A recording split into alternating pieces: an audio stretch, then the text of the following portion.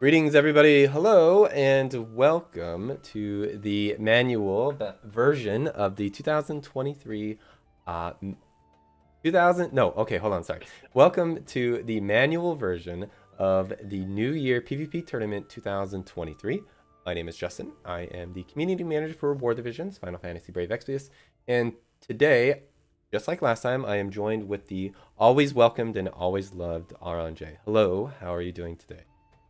Hey everybody, Orange A here. Happy to be back for the second, and I'm gonna try to say this too. New Year's PvP tournament Yes, manual tournament stream.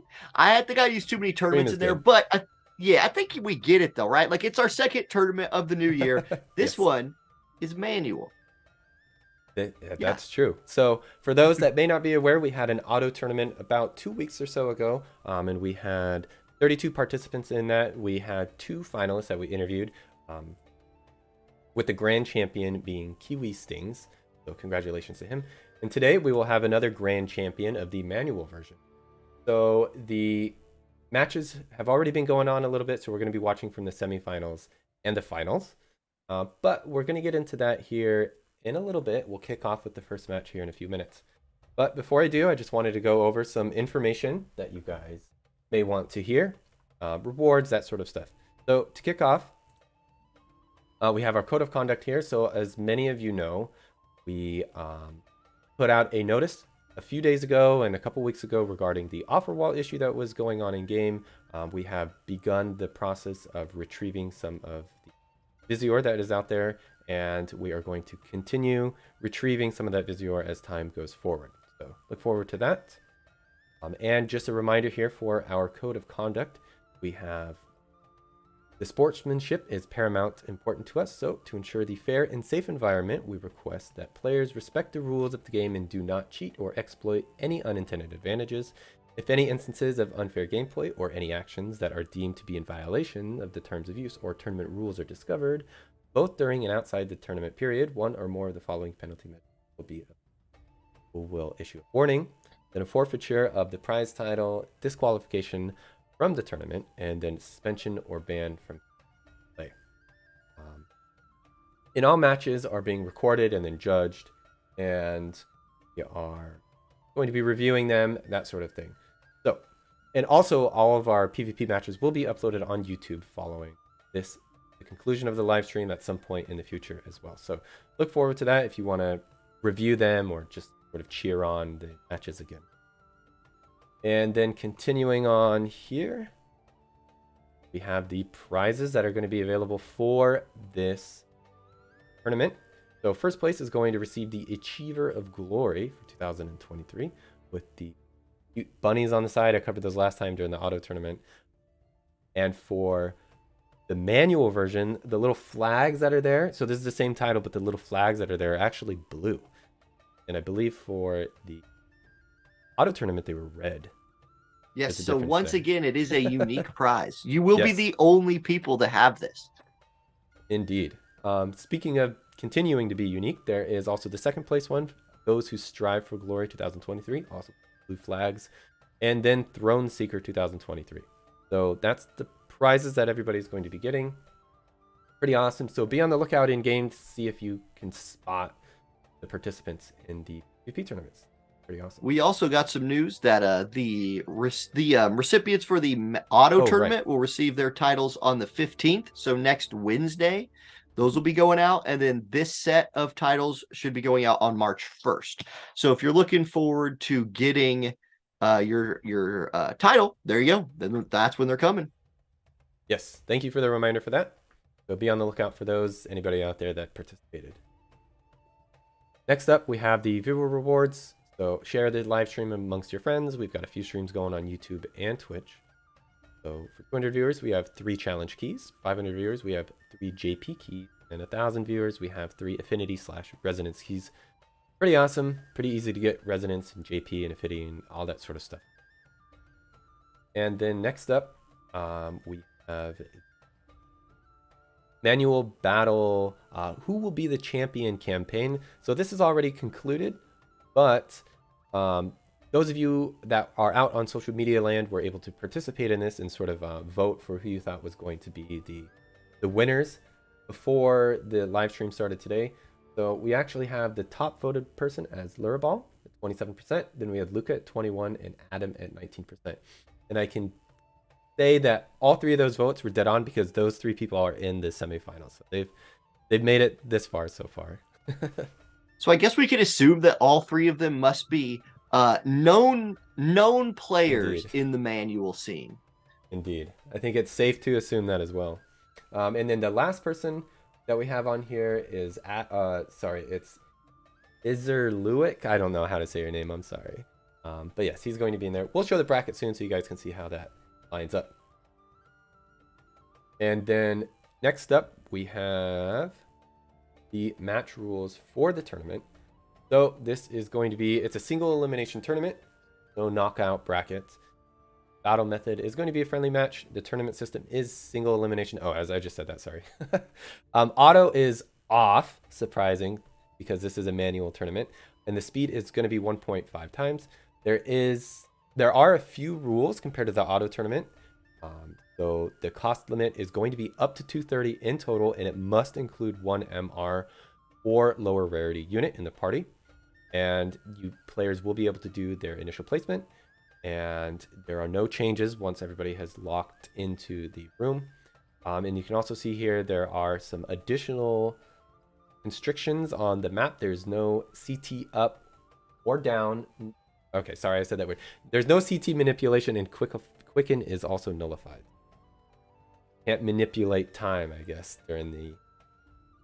Yeah, which takes away a really important, like, if in manual play, if you can just set up quicken combos and just bomb the other team, that can be sort of a repeat of the same match over and over again. So those bans do make sense. Like, these map effects make sense for a manual match, I think. Yep.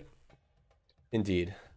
So, yeah, those are the match rules. It's going to be pretty awesome. As I've mentioned, we have gone through some of the matches already. So let's take a look at the bracket here. Here's the bracket. Ta-da! You can see so far, these are our semifinalists. We're going to be watching it's a best of three matches here. So you only need 2 wins in order to proceed to the next stage in the tournament. So those have already happened. The initial ones have already happened. So we have 4 people remaining here. And there are Lureball, Luca, EXVIUS, and Adam. So they're going to be duking it out amongst each other. And like I said, we're going to be streaming the semifinals and the finals today here on the stream. So at a minimum, I think we got about 7 matches, and at a maximum, we got about 11. So it's going to be exciting. Going to be exciting. Yep, and manual matches, if you've never played in or experienced manual matches before, they do tend to run longer. There are time restrictions in the game for how much time you can spend setting up your turn, and it's really punishing if you actually if you don't get your turn off, you will just pass your turn to the other team. So I'm counting, I'm going to try to keep track of how many times somebody messes up, trying to get the perfect position, and then just does nothing and it's the other player's turn. Looking forward to that. We'll see. Indeed. So we're going to take a look here we're going to be jumping into the matches here very soon. So let's take a look at our first participant. And we have Luraball. Okay. So we have a Brazilian player coming in first here. Helena, favorite character, but went with Varouche for the screenshot here. Now, Varouche is a super cool unit, super underused. You do not see this guy very much. So really happy that Luraball is showing some Varouche, and I really hope that we see Varouche in the tournament today. Indeed. And I just wanted to answer one quick question that I saw on YouTube here. And by the way, I just wanted to state that there is a slight delay on the stream, just for fairness, that sort of stuff. So if we have some delayed responses, that's the reason why. But there is a special map that players are playing on that does have the rules just implemented already. Just answer that. And then next up here, sorry. Okay, so Luca, an Italian player. favorite character Jaden went with the Jaden screenshot and is shooting you with love since day one. All right, so not with Jaden, must have been shooting us with love with like Frederica since day one, but seems to have swapped over to Jaden. Jaden, a very popular unit on maps with a lot of range, and missile units are very popular in manual play in general. One of the biggest things in manual play is like spacing and taking advantage of range with long range units. Indeed. So we'll be jumping into the match here very soon. Just double checking a couple things. All right, so if everybody's ready, I think we're ready here. We can jump on. Cool. And while we're okay. All right, we're instantly seeing Luraball versus Luca. Luca stays true to that Jaden. We're gonna get to see some Jaden in the first one, and Luraball also goes with Suns out, guns out Jaden over there, going with the beach Jaden. Jaden versus Jaden. One thing I want to point out, Luca has 4,000 magic on his team. Luraball at 2,768, but 1,800 attack. Luraball probably has a physical damage unit mixed in there. Luca at only 1,200 might just have, if this was auto, I'd say a tank. But you can't tank in manual, at least not in the same way. Now, while we're waiting for these dudes to kick off this game, I did ask some members of the community who are more familiar with manual PvP than I am, just some things to look out for. So when we have little delays, little times I need to fill some space, I will try to fill them with that info. And okay, Luraball look at this. We've got it's Summer Jaden. And then, Justin, what is that girl's name that just buffed herself right there? It's the one unit in World Visions I don't own. What's her name? And then Helena. And not like Black Rose Helena or Special Helena. It is just Mama Helena. Like, just the regular one. We're going Zombie Transform from Jaden right there. So both players, much like in an auto match, will spend the first couple turns buffing. And hey, look at that. There we go. You have to use an MR or less rarity unit in this. And we get to see our first Slime. So Slime is probably going to be a very popular unit tonight. When you're talking about like low rarity units that bring a lot to the table, Slime can buff, Slime can heal, Slime can do damage, Slime has courage, Slime has a ton of stuff in its kit. Now, we're definitely going to see some really janky looking movement. If you only played this game on auto, the AI already knows where it's going when it's the AI's turn. So they cast a spell, they immediately run there. It's really predictable. With players, they're clicking around, their thumbs are on their screens, they're scooting fingers around. We're going to see some weird pathing from these units, or we might see people choose to not move to preserve CT. One thing that both of these players are going to be paying a lot of attention to, similar to like a guild raid situation, is that progress bar on the left. The turn order bar is a big deal here. Okay, there's some haste from Helena. Now, she can't be out here dropping quickens on people, but haste is fine. So that will probably also be a popular spell. I also expect things like agility buffing to be a big deal, especially from a unit like Slime here. I need to find out, what is the name of this girl? Justin, do you have a name? Charisse, thank you. Yes. We've got Charisse out here doing things. I'm sure chat has been saying, yes, okay, I just looked at chat. Chat has said Charisse about 50 times. Thank you, chat. Thank you, Justin. And thank you, Slime, for buffing yourself. I just wanted to point out real quick, we talked about having Slime in the auto tournament, and he never showed up. So I'm happy that he's here now. So thank you for showing up today, Slime. Yeah. Cost limit 230. Slime is real cheap. Real cheap. So, okay, here we go. Summer Jaden. Let's talk about for a second the big ticket units in this match. Summer Jaden and regular Jaden, 100 cost units. So they are expected to do a lot of the heavy lifting in this fight. If one of those ends up getting sniped out or somehow disabled by the enemy team, that could be big. Now, I want to talk about what just happened right there. We just saw Knight's Blessing get cast. That is Machery, regular Machery's TMR. It is something that the AI will not use unless they need to heal, but it comes with the shield. So in a manual situation, you can set your team up to take a lot less damage by applying that shield early. Therefore, it's another advantage. Like, there's a lot of TMRs in manual that are just not as usable in auto. So things with shields on them, like, think about something like Ayaka's boots, right? That is a very hard TMR to get the AI to use, because essentially they'll only use it as an Esuna. But in this case, you could use it to give your team a shield. We just saw that from Machery's TMR. Now, okay, it's Jaden's turn over here for Luca. Luca's looking for Jaden to do a lot of big lifting for him. He's still not feeling like he wants to move into range yet, but he does buff his effective range right there. I expect him to not move. He's not going to want to expose his Jaden to the enemy team early. A lot of times, like, the first person to strike might end up winning. So we're going to see a lot of this positioning. I don't know if we want to call it jousting. I don't know what to really call it right here. But it's whatever Charisse is doing. She's going to scoot forward, click an ability, see if that ability hits anything. Okay, here we go. Suppressive volley does come out. She does hit 2 enemy players right there. I believe it was Jaden and Sylvie who both took damage. So first blood is out there. Charisse out here doing some damage. The win team strikes first. Helena begins casting a spell. Slime is probably going to heal right here. One nice thing about bringing Slime is Luca's team essentially has 2 healers with Sylvie and Slime. Slime moves into the middle of everybody. He's going to go Knight's Blessing. So he gets double benefit from that TMR, getting the shield out and the heal. There's another haste from Helena, and now it's Summer Jaden's turn.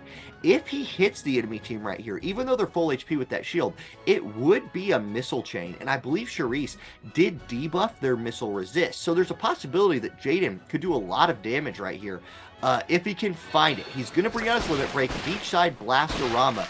It's a super soaker. It doesn't really shoot that far, so he just goes with like a magic bullet in there, powers it up a little bit. What kind of damage does he do? Quite a bit.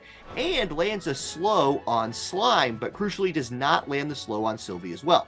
Sylvie, a healer who can do a lot of damage, is right now feeling out for Luca. Luca's like, hey, can I kill somebody with Sylvie, or do I just need to hang back, use my limit break to heal, something like that? She's kind of feeling it out. She says she's going to go with Clever Paladin Strike, removes the re-raise, I think, and applies a slow to Jaden. So that's a big deal. Takes the haste off, and now he's slow. Helena's going to look to probably cast another haste on somebody. It's Charisse's turn next. There's a low HP Sylvie standing kind of on the top of the hill right here. I don't know that Charisse has the damage to take her down. She's at about 45% HP. It's going to be Suppressive Volley on the back line. I think Slime is dead. Yes, indeed, Slime is dead. So for the moment, we have a 2 versus 3 in favor of the win team, but Luca is going to look to turn that around. Jaden has yet to get a shot off.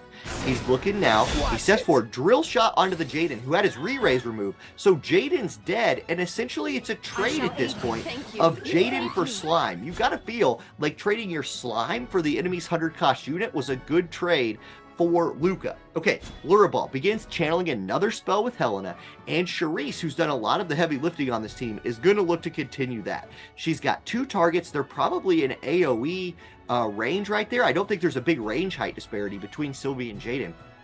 So if Charisse can step up, she can do a lot of damage. Let's see. She's thinking. This is what I was talking about, though. Lurie Ball. Okay, Armor Piercing Arrow does come out. It does not kill Sylvie. Sylvie's still alive, and Charisse is still standing there. Helena's going to haste herself. Charisse opted to not move. And when I say opted to not move, might have just been a time situation right there. That was a lot of time spent, like, in menus. Might have just had to stand still. I would have thought you would shoot and back up, but there's those time limits, and it puts a lot of pressure on the players to make the right decision quickly, and that's a big deal. Okay, here we go. We're going to get the limit break coming out from Sylvie, making a wish. Her and Jaden will probably be topped off by this heal, and they will receive a 1-hit shield if their Machery shield had been worn off. So there's a physical magic shield ×1. Sylvie gets her AP restored. Jaden, hey look, Jaden, your job's to come out here and shoot some people. That's what he's going to try to do. He steps forward. He's got both enemies in range, what can he do to them? 58 AP. He does need to be careful about that a little bit if this fight extends. And he's moving forward. He's moving backwards. Tick-tock, Jaden. What are you going to do? Jaden, what are you gonna do? Okay, he's gonna jamming thrust, 3,710 damage. That Charisse is pretty tanky. That build must have some beef into it because Charisse is hanging in there. Okay, Charisse, 25 AP left. She's like, look, I'm gonna pop bells and probably run away. Yeah, she pops bells and is gonna look to stand somewhere where Jaden can't kill her on his next turn and maybe catch some healing. Can Helena Leonis heal? She's a green mage main job. I don't know that she can. I'm not going to lie. I do not have a lot of experience with Mama Leonis like the regular version. So we'll see what she does here.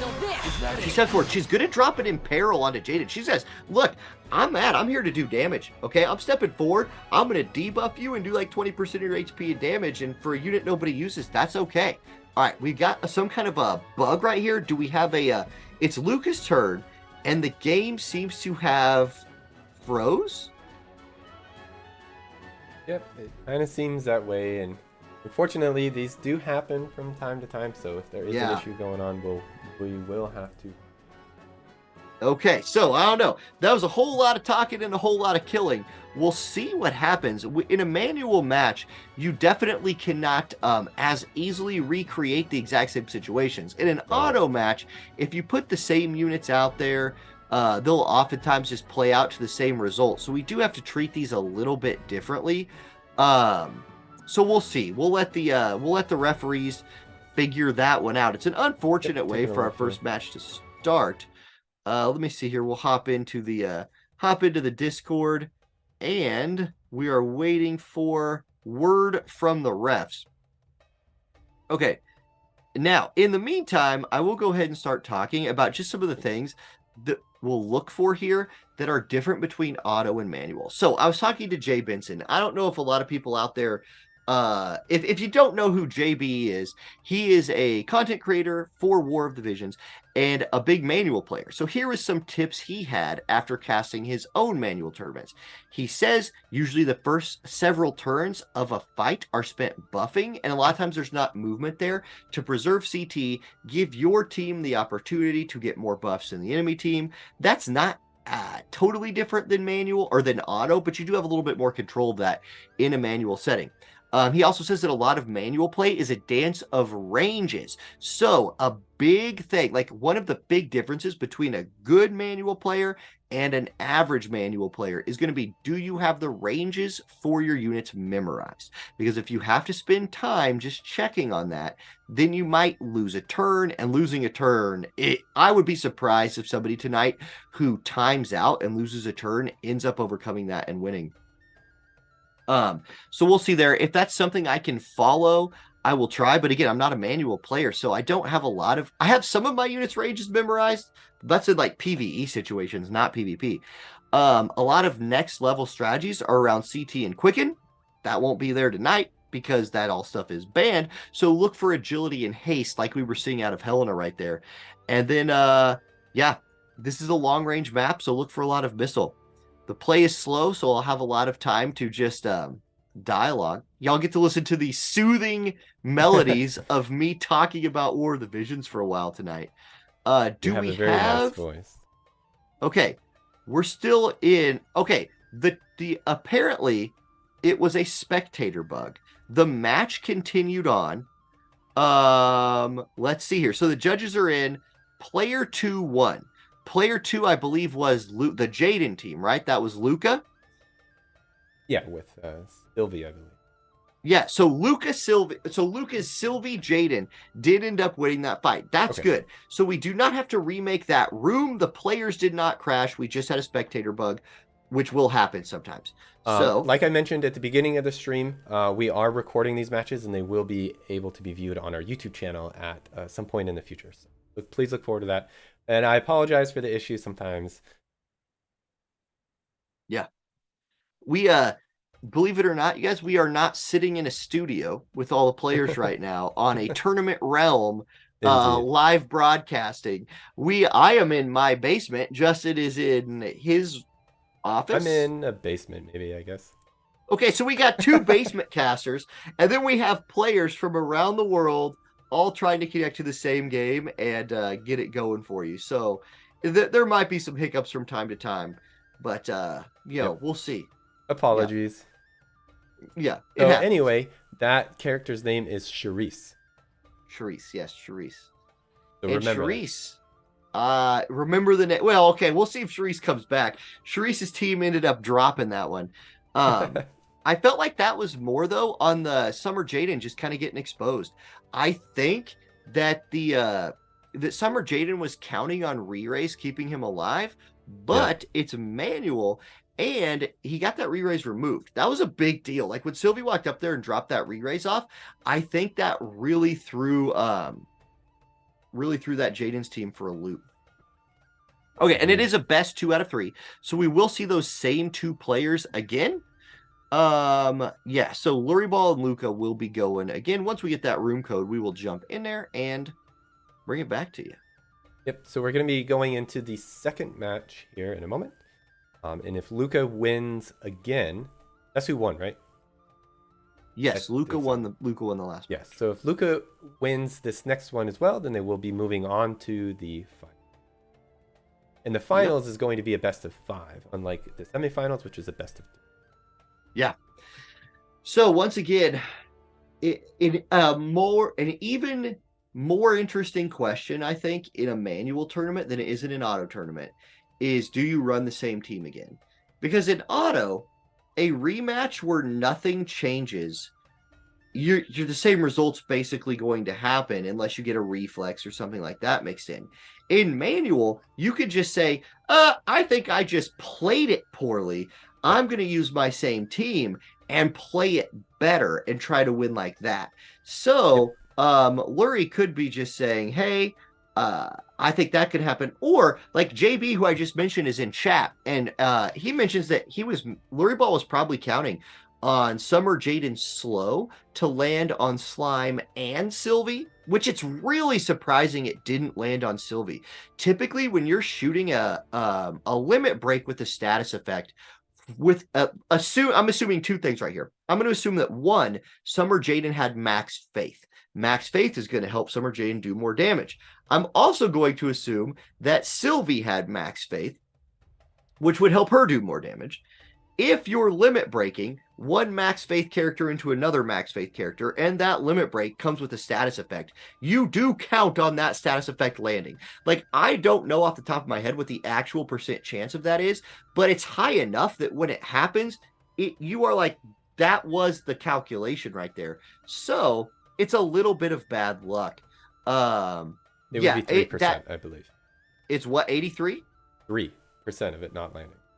So, okay, a 3% chance went in Luca's favor right there if the 2 things I just set up are the case. Now, maybe that Sylvie's running like low faith for some reason, but I doubt it. I think Sylvie's a character you max the faith out on day 1 or as soon as you can. So, there we go. That's just rough luck. Okay. So we're waiting for the room number. Lurie Ball is actually the preferred on YouTube. The poll that went on YouTube, Lurie Ball is looking to be the winner. That was sort of a segmented sentence. But chat believes in Lurie Ball. Yes. Okay. All right, we're going to be jumping into the room here in just a moment. Give it a moment. Now, Justin, if you were playing in a manual PvP match, let's say no cost limit, what 3 units you bring in? Let's see. So I've not done manual very often. I think the only manual match that I've ever really done was here on the stream. That was very stressful. I think I would probably try and go with a ranged team just so I didn't have the anxiety of trying to get close and trying to use some stuff. Who would I bring though? Well, I like water, so I would probably go with like a Lara Croft, and maybe a Celeste. I'm not sure.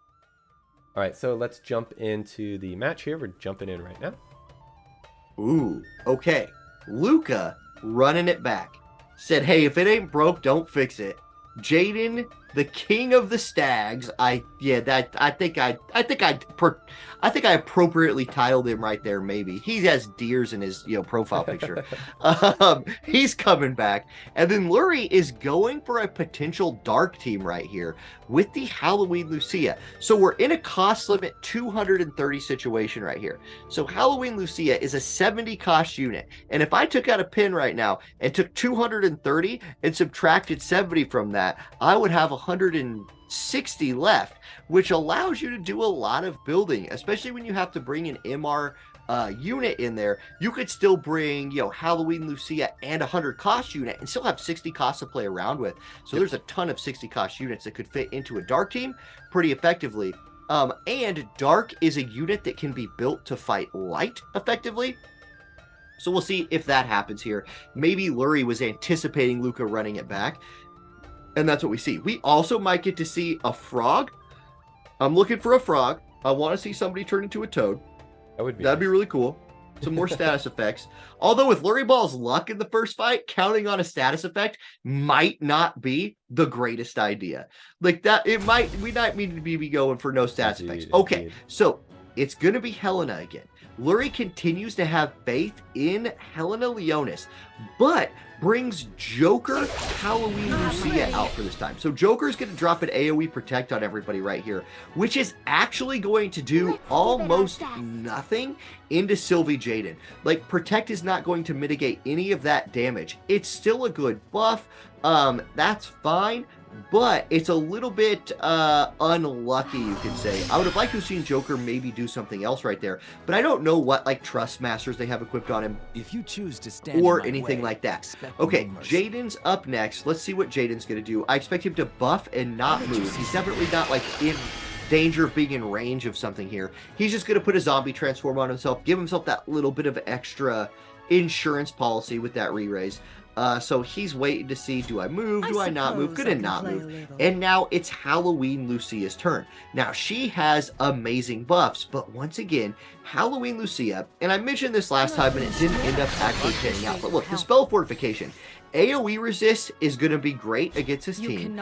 Defense up, not going to do a lot for you, and that physical shield's going to do also not a lot for you. So unfortunately for this dark team, I thought maybe Lurie had anticipated Lucas keeping light, keeping the same light team. I don't think that's actually the case anymore.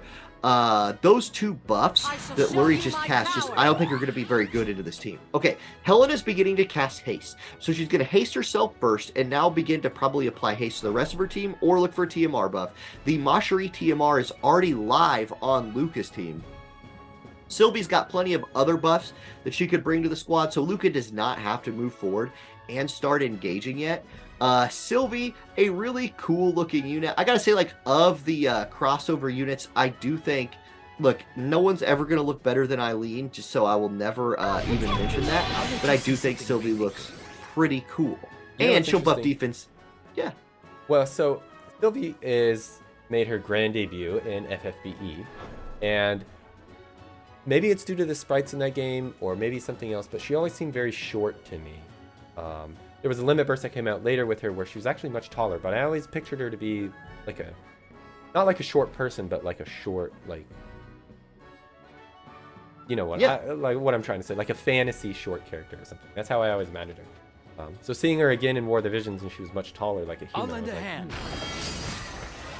Oh, so you meant different race short, she was some kind of elf or something. Okay. Yep. Yeah, well, elves no, are usually very tall, but yes. Yeah, I'm trying to think of a fantasy IP with short elves to try to save my point, but I'm failing at that. So, yeah, moving on. Yeah. Anyway, she does get a defense and spirit buff right there, which will be nice. And now, I think Lurie needs a big TMR cast. He's going to go with Zombie Transform, which will be nice, but we've already seen Luca's team with the ability to knock that off. I don't know. I think at this point, if you're asking me right now, I think Luca is set up in a better position. Now, unless Lurie's team has 70% dark resist or something crazy like that, I think Luca, in my mind, has the advantage. So let's see. We'll see. I think I said dark resist, I meant light resist for sure. Slime's turn next. He's going to do nothing. Helena's turn now. One thing I'll mention too about auto PvP or manual PvP is you can buy yourself a little bit of extra time. And I actually said that at the perfect moment because you just saw Helena right there run a little lap. If you open up your moves on your menu, you will buy yourself some extra seconds. You can also buy yourself those extra seconds by moving at all. So if you ever see a unit just like shift positions real quick, that's them buying themselves those crucial extra seconds to figure out what they want to do for their turn. That's where that comes in. So you're going to see some really weird movement, and that's probably why. Okay, there's Jaden once again buffing his range. That will be very useful later in this fight. Sylvie, does she still have more buffing that she wants to do? Or are we going to get these units moving in? Yeah, she is going to buff. It's an attack charm nullified. That could be very useful later against somebody like a Sottily if we see him coming out, but not here. I don't think Joker's going to be out here trying to charm anybody. But there we go. I don't expect Sylvie to move much right here. Maybe just step forward a bit. Try to inch her way into range. Both of these players a little hesitant right now to start moving forward. Now, Luriball's team is hasted up. This is your moment, Luriball. And no, okay, look at the left side of the screen when Joker moved up. He had his Joker do nothing. He had his Joker do nothing because with that haste, he could move forward and lap the enemy. So he saved CT by moving forward. That was a big brain play by Luri right there. It shows a little bit of like veterancy as a manual player. Now, can Halloween Lucia get into range to capitalize off of that? I don't know. She's dancing all around, doing the manual PvP dance. She's just going to move forward and do nothing. She does not get that same benefit. She did not have the CT banked to get to go again. Helena's going to step up, begin casting a spell. That's probably a haste. It could be looking to like rehaste the Joker. Joker moves forward. He can hit anybody he wants to right here. He needs to cash this in a big way.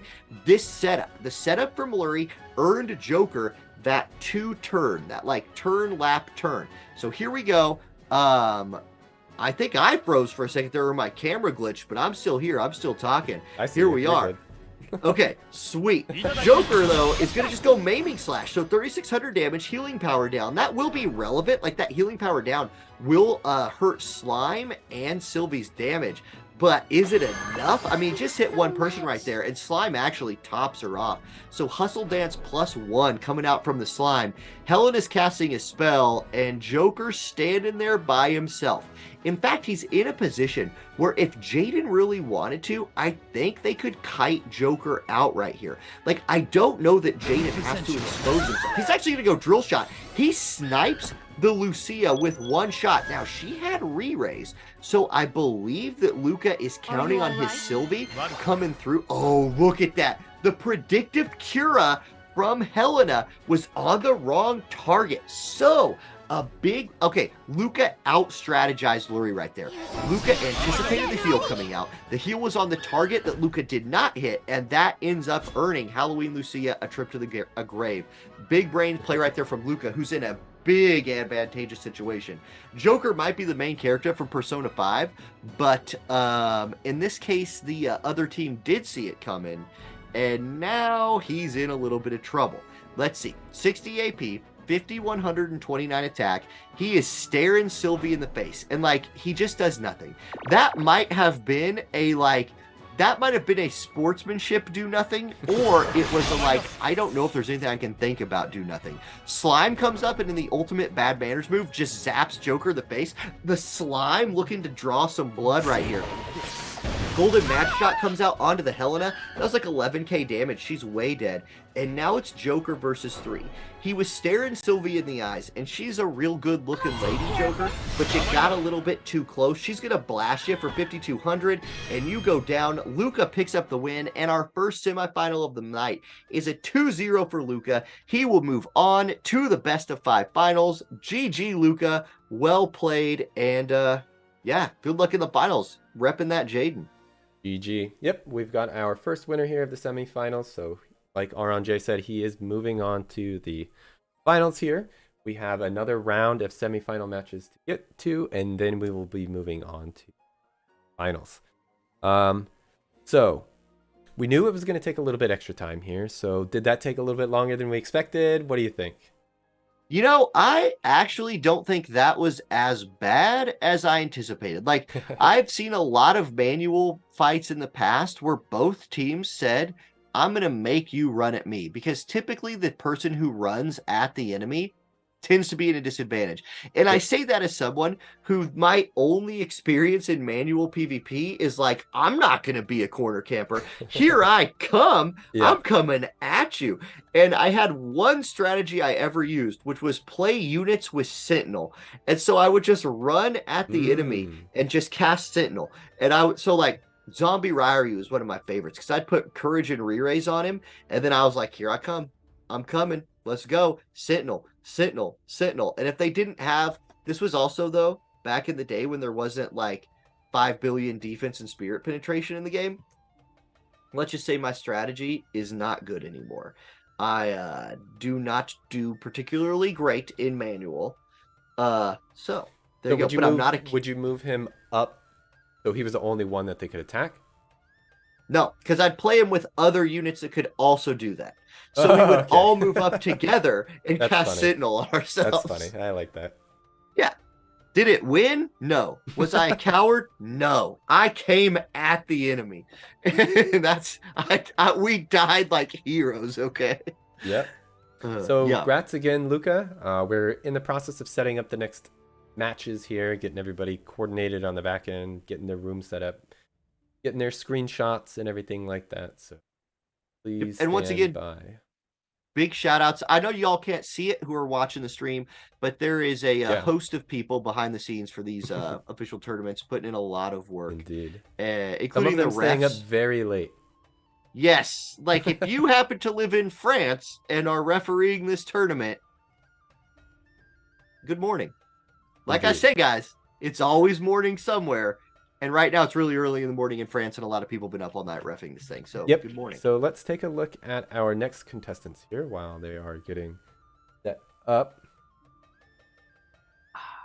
Okay. That's Iser? Don't think that I'm going with Iser. Correct one. Was that correct? Okay. Sure. Iser?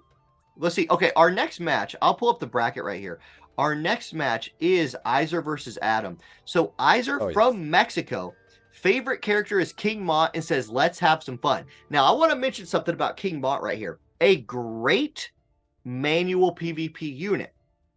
I think he's better if Quicken is allowed. Another strategy I have used in the past on a little bit shorter maps is you have Mott like cast bells, move forward, someone else is channeling Quicken at him, he gets quickened, and he runs right into the middle of the enemy team and limit breaks, berserking everybody and essentially winning you the fight. Berserk is an insanely good status effect for PvP because it's not broken when you attack the enemy. Charm, you break that if you hit them. Sleep, you break that if you hit them.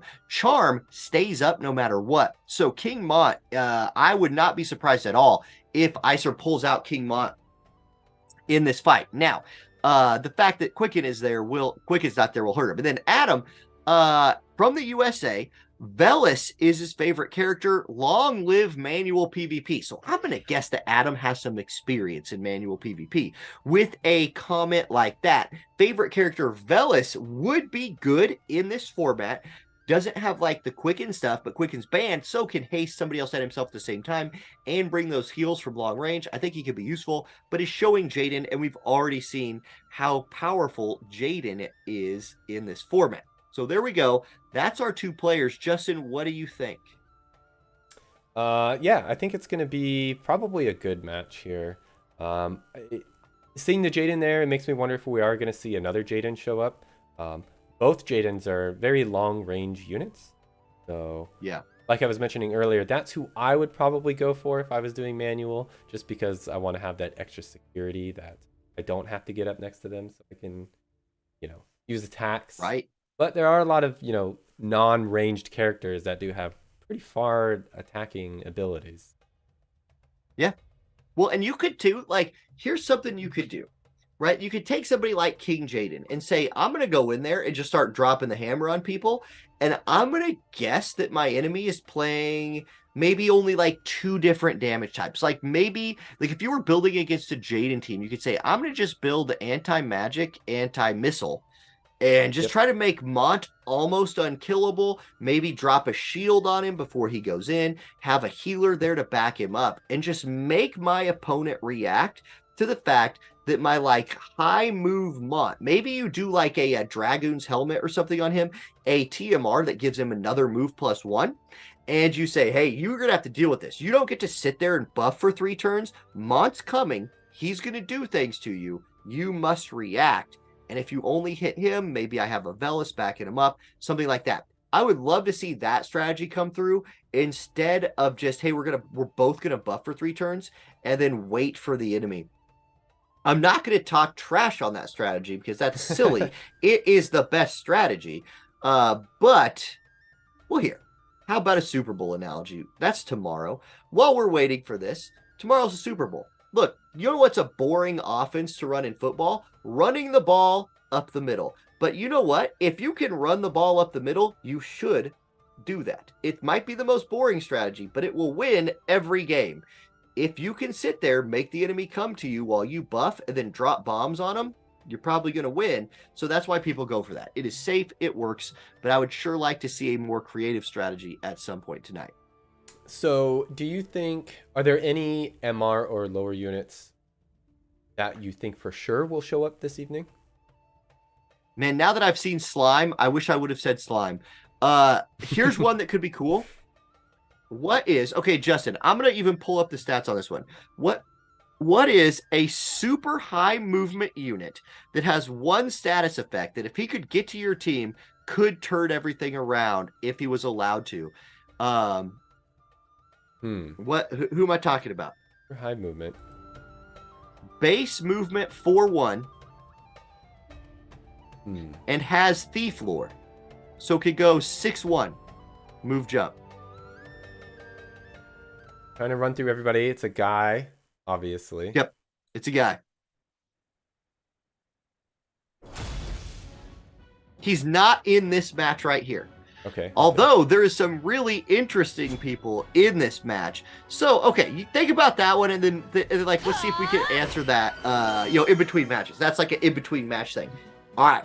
I want to talk about 2 characters right here. Why do we have to Character fight so many 1, enemies? Victora. Victora has AoE charm in her kit. Her limit break is really weird. Like it hits in a cross shape. You can hit your own team with that. You can hit multiple people on the other team. It's a really difficult move to line up and forces Adam into not putting his characters in diagonals of each other, which is weird. Like that's not something you're used to doing. So that'll be really curious. Now, Adam is probably running an evasion team right here. That Pissarro plus Wind Glassy is a top of the meta duo right now in auto PvP. It is an evasion build. It's really tough to deal with. It's really tough to hit Pissarro, and it's really hard to kill Glassy, and that combo's insane. Now, it's usually backed up by a Sottily. In this case, it's backed up by Naya. She was the second unit I wanted to talk about right here because she has Reflect. She can cast Reflect for somebody on our team. It's not going to be as impactful against 2 physical DPS units that Icer's running, but if Icer had brought a mage that he was counting on like killing the enemy team, he would kind of be paralyzed because you're not going to purposefully cast into Reflect and kill yourself. So like Naya is a super interesting and super effective choice for tonight.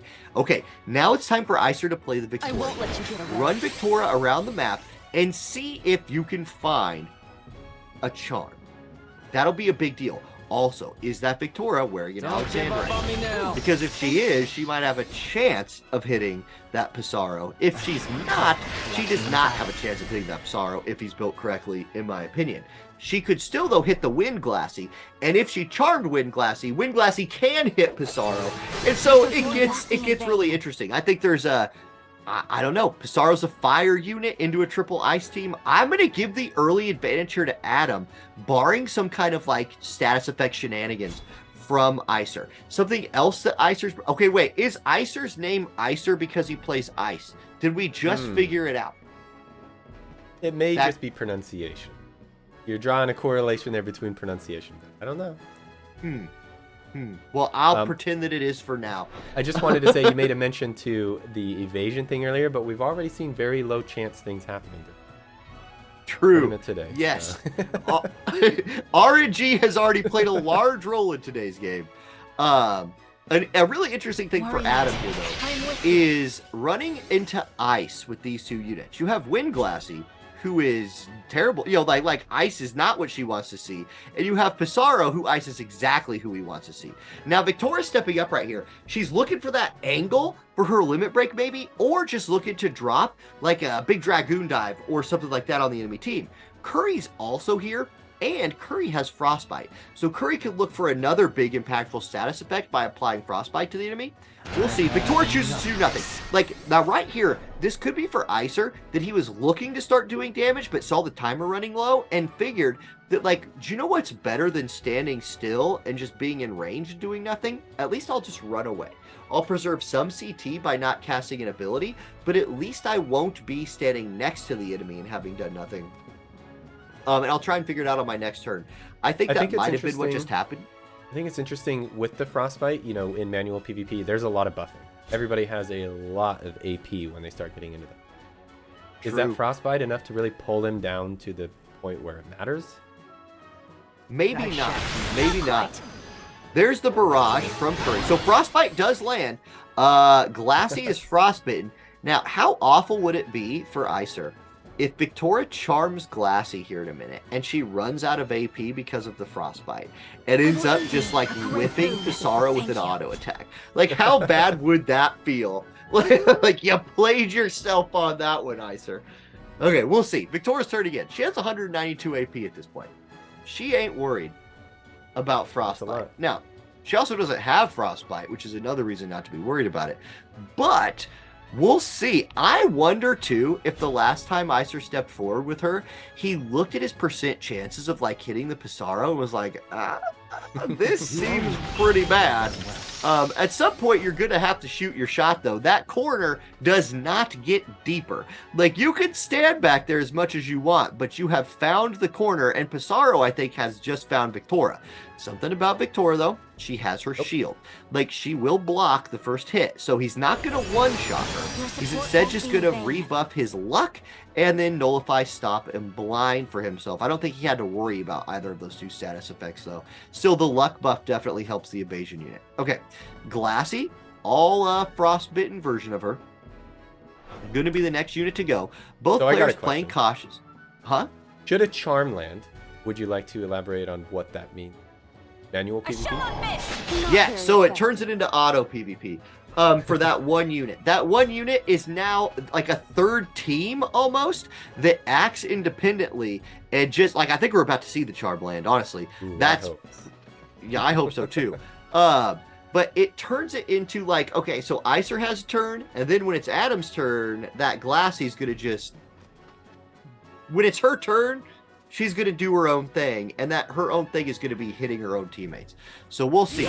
It'd be really interesting if Charm actually gave you control of the enemy unit. That would be pretty awesome. Interesting. Yeah, it would. Okay, Velas going to look to get involved right here. Is this Icer just saying, okay, Velas, get up there and do some damage? Velas does have a guaranteed hit move. His limit break will hit the enemy, so he can look to start chunking down that Pissarro, but I don't know. I think that Pissarro is like the unkillable person in this match, and with Anaya backing him up, like, that feels, it feels like Pissarro's going to run this over here shortly. Shadowbind comes out. That does a little bit of damage. And now, I will say too, one thing that happened is Victoria's shield got popped. So she no longer has her shield anymore. Is Naya gonna look here to do a little, like, damage?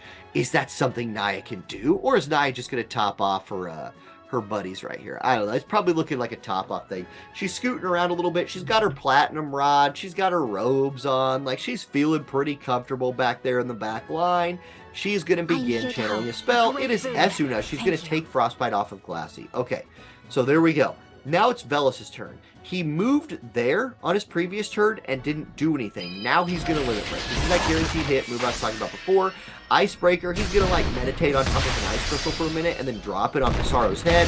It does 1,922 damage. He does gain the physical shield, which is worth it for nothing else. I don't know. I just think Icer's in trouble. Okay, Pissarro's up. 6,151 HP left, 122 AP. He's got Victoria standing next to him. He also could look to potentially attack the back line. He's probably needing to deal with that Victoria. Crimson Cuts comes out 10,000 damage. So there it is. Victoria is removed from the map, and in my mind, the biggest threat from Icer, the charm, is off the table, and he couldn't find it, right? Okay, now, here comes Curry. One thing I will say about Charm 2, and this could be a reason that,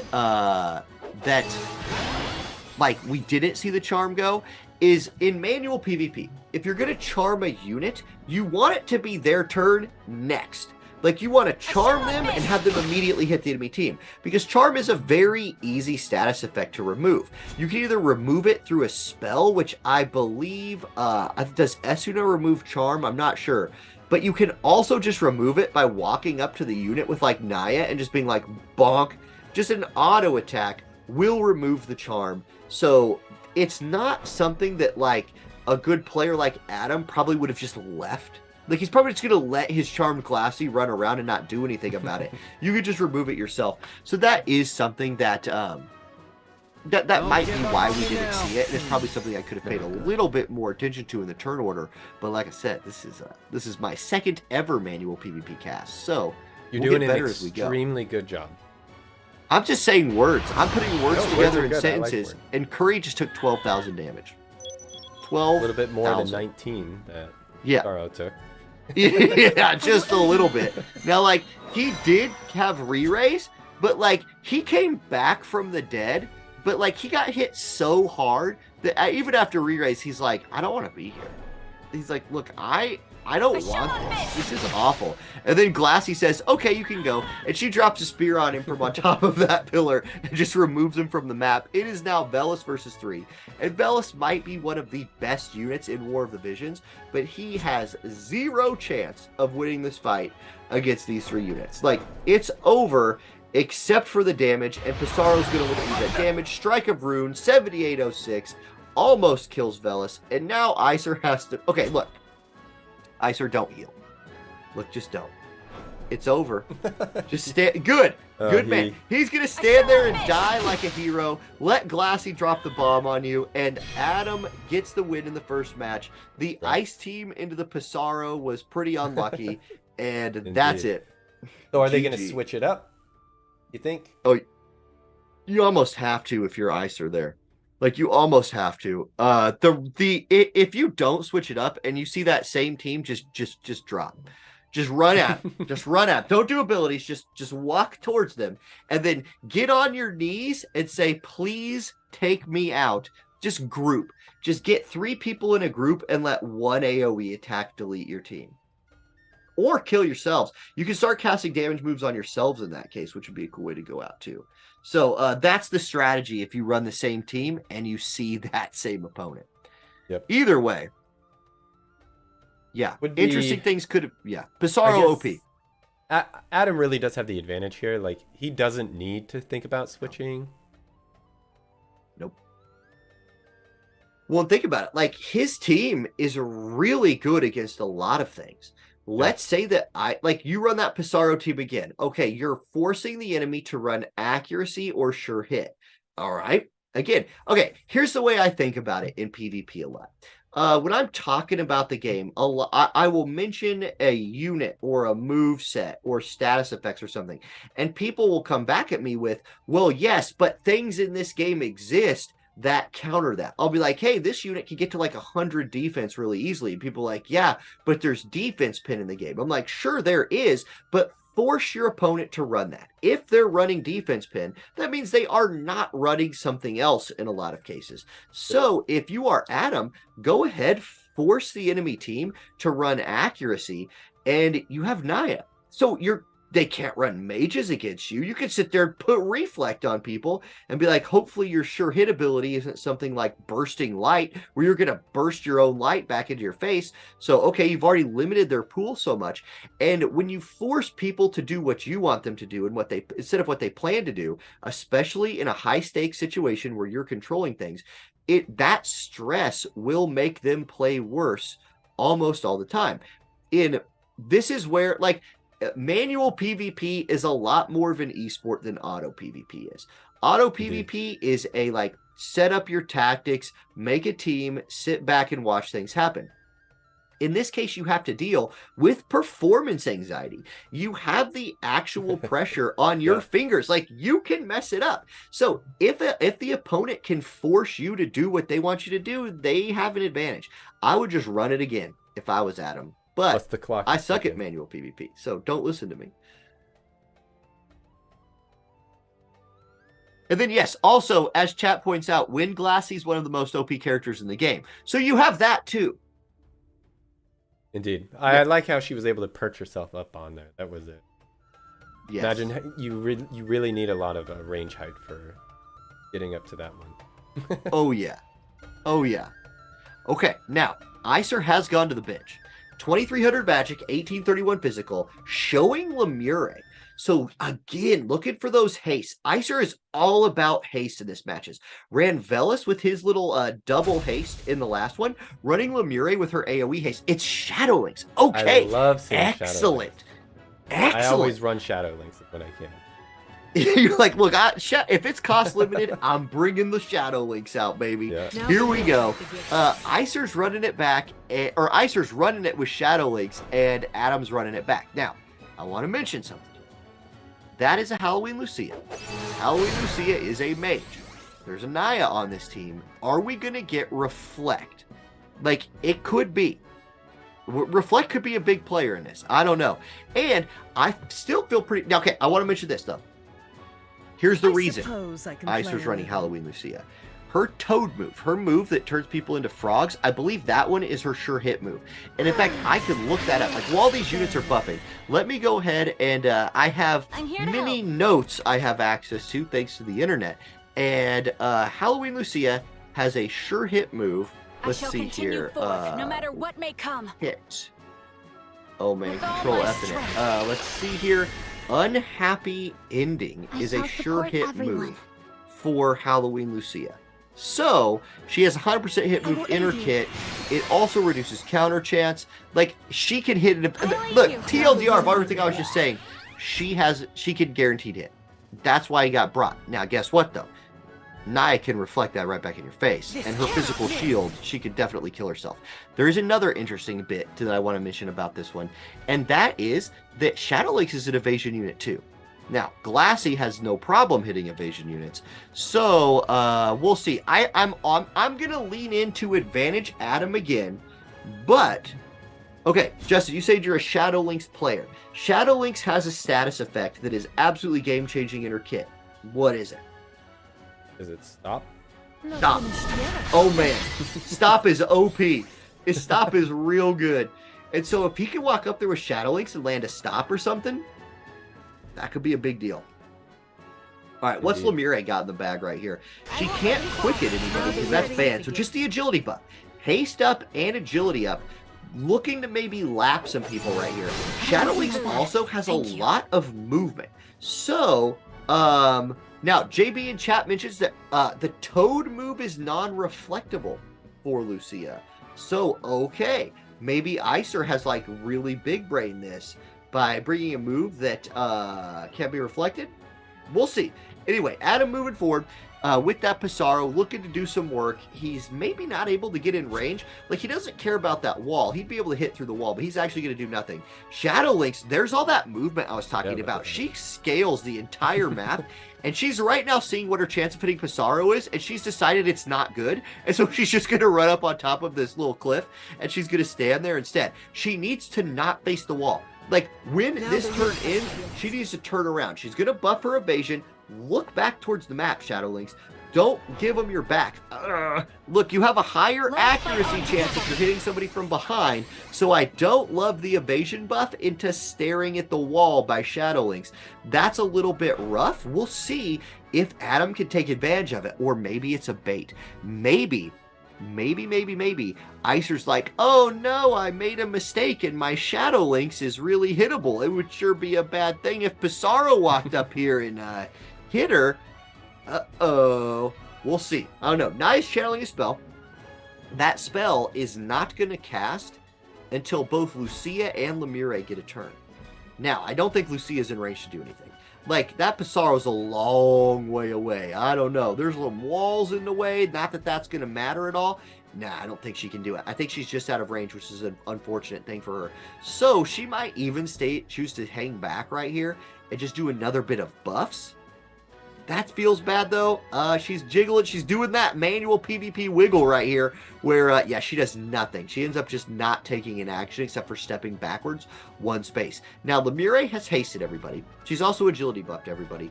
What more can she do? Is she going to go up there and try to cast some comets or something? I don't see that happening. Okay, there's the reflect. So reflect onto Glassy. So we might get to see some reflect happening here, but remember, there is an unreflectable move. Shadow Links engaging. Is she gonna look to stop somebody right here? She's getting to the side of Pissarro. She's checking accuracy. She's doing those calculations. What's my percent of hitting this guy? She's once again decided that it's not very good and is running away. She goes in there and she's like, ha, I'm a ninja. I'm gonna hit some people. And then Pissarro's like, yeah, look, you're not from Dragon Quest, so you might not know about me, but you're actually not going to hit me. And she's like, yeah, I'm a ninja. I'm going back on top of this little ledge right here because ninjas like high places. And yeah, okay, Shadow Links, you hang out up there. Good job. Now, eventually, Lucia's going to have to engage in this fight. She does step forward. Her haste runs off. She doesn't do anything. It's Pissarro's turn. He is in range right now to do damage. What is he going to choose to do? There is a physical shield on Lucia, so I don't think she's one-shottable, but perhaps the Shadow Links is if Pissarro has the accuracy to hit her. Luck is something that is good for both evade and accuracy. Thank you. So high luck teams, as you see that luck buff come out, do have a better chance of hitting evasion teams. It makes evasion versus evasion interesting because there's always a chance the enemy could hit you, even if they're not running guaranteed stuff, or at least their chance is a little bit higher. Here's Lemire channeling another spell. I imagine this is haste again. Like, that's pretty much what it has to be, I would feel like. We'll see. Either way, both players being very, very cautious right here. Whereas in the middle of the map, like, there's just, like Pissarro is just this unhittable demon god who stands in the middle of the map and says, bring it on, no one can hit me. Now, Lucia's about to accept that challenge. Here she is. She's going to step up to here. She's got Pissarro in her sights. What are you going to do, Lucia? What? You got 161 AP, 8,000 HP. Toad's curse comes out. Toad! He's a frog! We've got ourselves a frog. Nice. Now, here comes Shadow Links, and she's like, I might not be able to hit the unhittable demon king. She ran down there immediately. Yeah, she was like, a frog! Shadow Links in this game has been like a little child. She's like, I'm going to do something, then runs away. And then there's a frog, and she's like, ooh, frogs. And then she looks at it, it's like, gross, I'm running away. I honestly don't know how evasion stats work with Toad, but I think you're still like full evasion statted as a Toad. Maybe someone in chat has a little bit to say about that there, but apparently she couldn't hit him still. So she's just going to let him stand there, and we've got the frog chilling in the middle of the map. Okay. Here we go. Naya's turn. She's going to look to do some things right here. There are so many skills that I want to look up. Like, there's so many interactions that you just don't normally see here. Like, does Esuna remove Toad? Like, are we about to see the Toad get cleansed? Maybe? Like, what removes Toad? Is it Esuna? I imagine. Let's see. I'm waiting for chat to see right here. I don't know. Shadow Links, chillin'. Lemire has, like, okay. Icer, go fight. Listen, send that Lucia in there. Send her in. She's got her shield. She'll be fine. Send her in. Go turn everybody into a Toad. Turn Naya into a Toad. Turn Glassy into a Toad. I want 3 Toads. Make this war of the Toads. Go use Frog Attack. Like, okay, Pissarro, do it. Use Frog Attack. Nope, he does nothing. Glassy's coming forward. Glassy's going to look to drop a bomb. Now, Glassy's triple hit move is plus accuracy. It is not a sure hit move, but Glassy often runs with high accuracy gear, has the accuracy buff, so hits people pretty effectively. Thing that's different here, though, is by the time you're engaging the enemy in an auto format, your accuracy buff probably hasn't run off. Oh boy, that's really unfortunate right there. Glassy. That's really unfortunate. Toad removal. Okay, Esuna does remove Toad. Shadow Links just took a spear to the face. Now, she saw it at the very last second and dodged it by just enough that it didn't kill her by like 1/4 of an inch. She is sitting there with an unviewable amount of HP, but is still alive. Okay, Lucia's turn. Hey, Lucia, you've done it once. Do it again. Do it again. Make him a toad. Nope, no toad this time. Toad fails and Pissarro lives. That is unfortunate. Okay, here we go. Now, it's also Pissarro's turn next. Shadow Lynx, you're in trouble. And Lucia's standing next to him. So can Pissarro walk in right here and just drop like a huge hammer on everybody? We'll see. We'll see. Strike of Ruin, 68-59. Wow, big damage right there onto Lucia. She is really chunked out. What spell is Lemire casting, though? Did Lemire have a heal, like, ready to go? Is she rehasting? Like, what is this? This is going to be a really interesting spell. Pissarro's going to retreat here or just stay there? I don't know. He has 1239 HP left. Here comes Curaga. Well-timed Curaga right there from Lemire. Although, not healing them to full. I think both of them are still in, like, one-shot range to the enemy. Okay, Shadow Lynx's turn. Now, look. Shadow Lynx, we have... It's time for you to hit somebody, Shadow Lynx. Like, go do... something. You have run forward and run backwards so many times in this match. Like, you just keep doing it. Go hit somebody, Shadow Lynx. Do some damage. You are, show us the shinobi power. Dark, okay, what have you been doing? Just do that. She walks up to Pissarro, pops his courage with the Shadow Haze. There we go. Wow. Okay, so, courage popped. We've got 1 HP Pissarro. Hanging out there. Now, you still got to hit him. A 1 HP evasion unit is still an effective unit because he can still dodge some things. But Halloween Lucia's turn is after Naya. If Naya was looking to heal, casting time is going to be a big deal. Oh, she gets it off. Casting time, but it's going to be holy. She says, I'm not a healer. I'm the damage dealer. 6,060 damage from the Naya. The SR support unit will pop the re-raise from Lucia. Did he remember that she had re-raise, or did he think that he just killed her? I have definitely forgotten that units have re-raise before and thought like I was going to walk out there and GG them with this, 5-head move, and instead they just come back to life and kill my whole team. I really hope that didn't just happen to Adam. Here's Toad's curse. Pissarro is not a Toad. He's actually just dead. So down goes Pissarro. Now, it's still not over. Like, yes, it's looking bad for Adam right here, but Flag Glassy is an absolutely busted unit, and Shadow Lynx is honestly just lucky to be alive at this point. I do not anticipate that luck lasting much longer. Like, Glassy has got her in her sights. She's probably going to look to delete her. Stunblade will do that. She stuns her and kills her. Shadow Lynx is down. It's a 2v2. It's going to be Naya Glassy versus Lemire and Halloween Lucia. The heals from Lemire just not hitting that hard, and she's running out of things that she really likes to do. Now, I'm pulling up some info on Naya while this fight is going on. Naya is a main job white mage. When you have somebody who is a white mage, you want to look to see, do they have the spell Full Life? She does. So Naya has the ability to bring Pissarro all the way back to life right here. The Reflect spell is a 1-use ability, so that's gone. She can't do that again. But Full Life, Naya actually has that 2 times.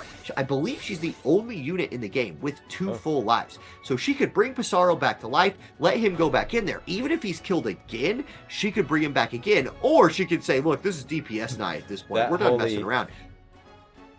That holy landed once. She wants it to go again. Right, now it didn't crit, and it did 6,060 damage. So, let's say it does crit this time. Wait, did the spectator bug out? Unsure. I think the spectator unsure. I believe we've got a spectator bug right here. Oh, no. So, that is unfortunate again. Let's see if we can jump back in. You might be able to jump out and jump back in real quick. Yeah, that has worked in the past. Do you think any of our matches are going to go to turns today? Because I noticed we had about 15 up there. Yeah, we were on 14 turns left before the end of this fight. It's very possible, especially if we get evasion versus evade. You could just see dodges all day, especially if you bring like a healer, re-raises courage, something like that. You could definitely see it. Okay. Let's see. I don't know. I'm looking at the Discord right now. We're waiting to see. Judges say they are. Judges are still in the match, So the game itself did not crash. It was just us.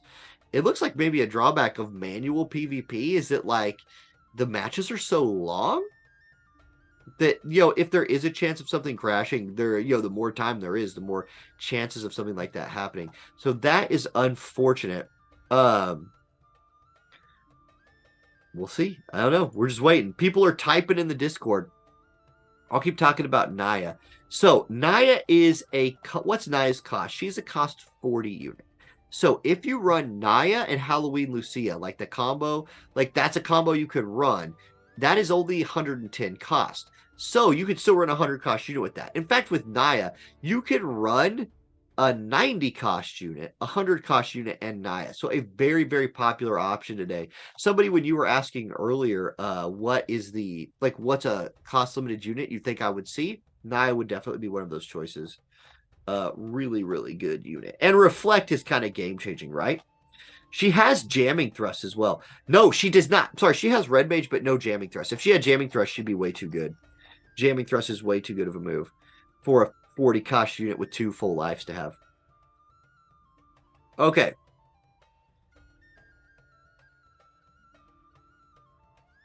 Apparently the match is still going on. We are not getting live play-by-play updates from the judges. They just said it's still going. They're typing again. 2 actions left. It looks like this one probably is going to turns. I don't know that Lemire is going to drop any bombs. Second player wins, which was Adam, I believe. Yes. So Adam gets the win. That's a 2-0 win. I wish we could have seen what it was. Yes. He overcame the toads. Or the one toad. All right, let's go to our screen here. Yeah, let's check it out. Congrats to Adam.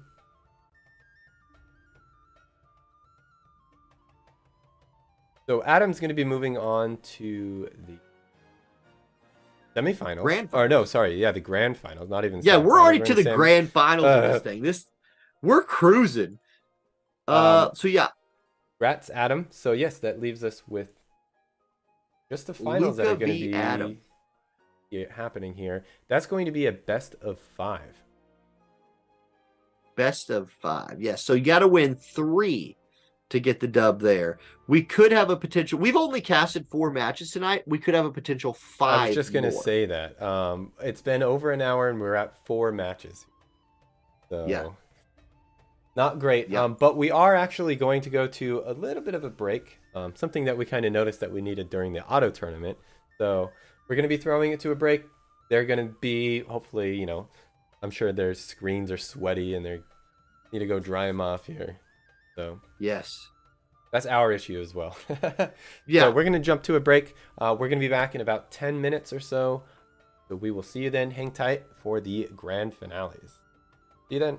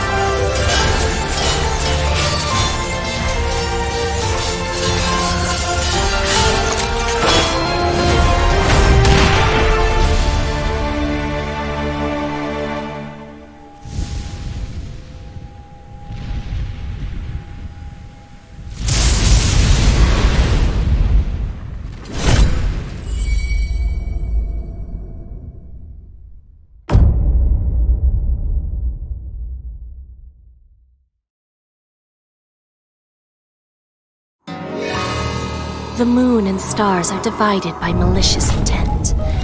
One that will call forth a radiance of destruction upon these lands. What is that supposed to mean? I cannot say for certain, my lord. I merely relay what the stars whisper to me.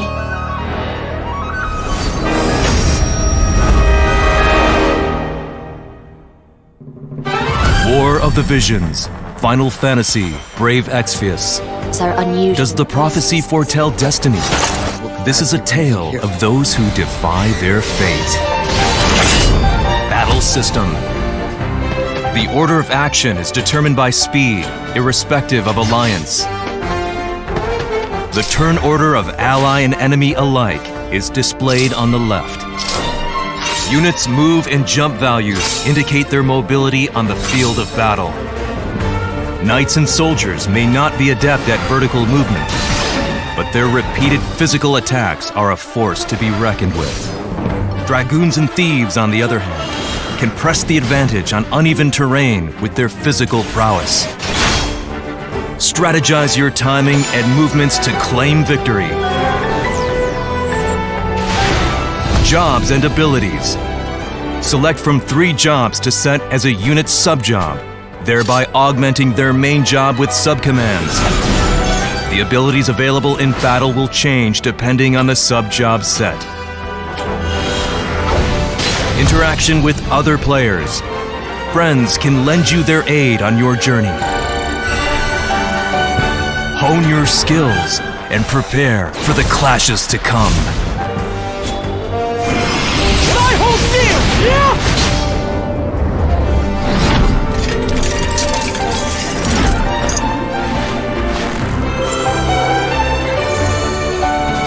Those who rely solely on their eyes will overlook what is of true import. Should one choose to live on, even though one suffers in despair? Or should one seek death to afford one's soul its respite? War of the Visions, Final Fantasy, Brave Exvius. Now available.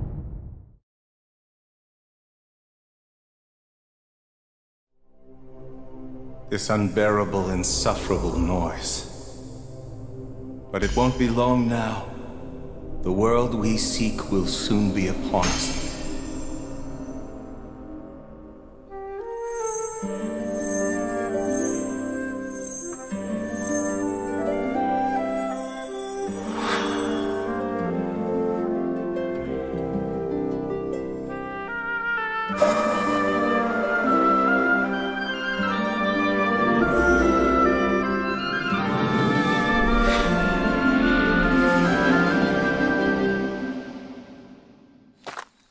I thrive on the silence of the darkness's sweet embrace. I suppose you can call me the Dark Witch lurking in the deep abyss. Don't be like that, Rafi.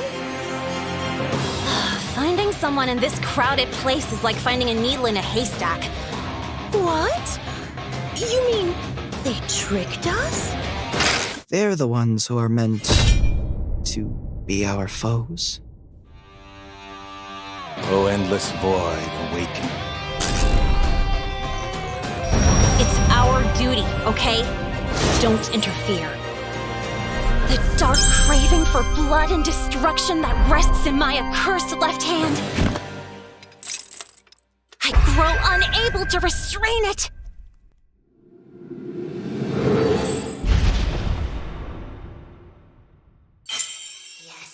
Yes. Talk about stylish.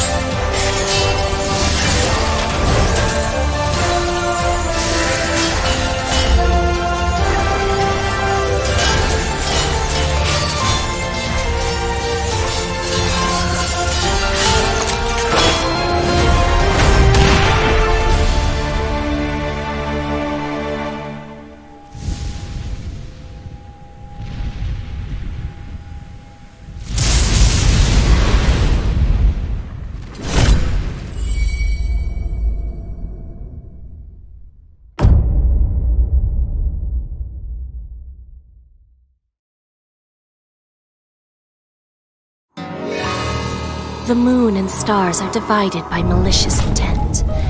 One that will call forth a radiance of destruction upon these lands. What is that supposed to mean? I cannot say for certain, my lord. I merely relay what the stars whisper to me.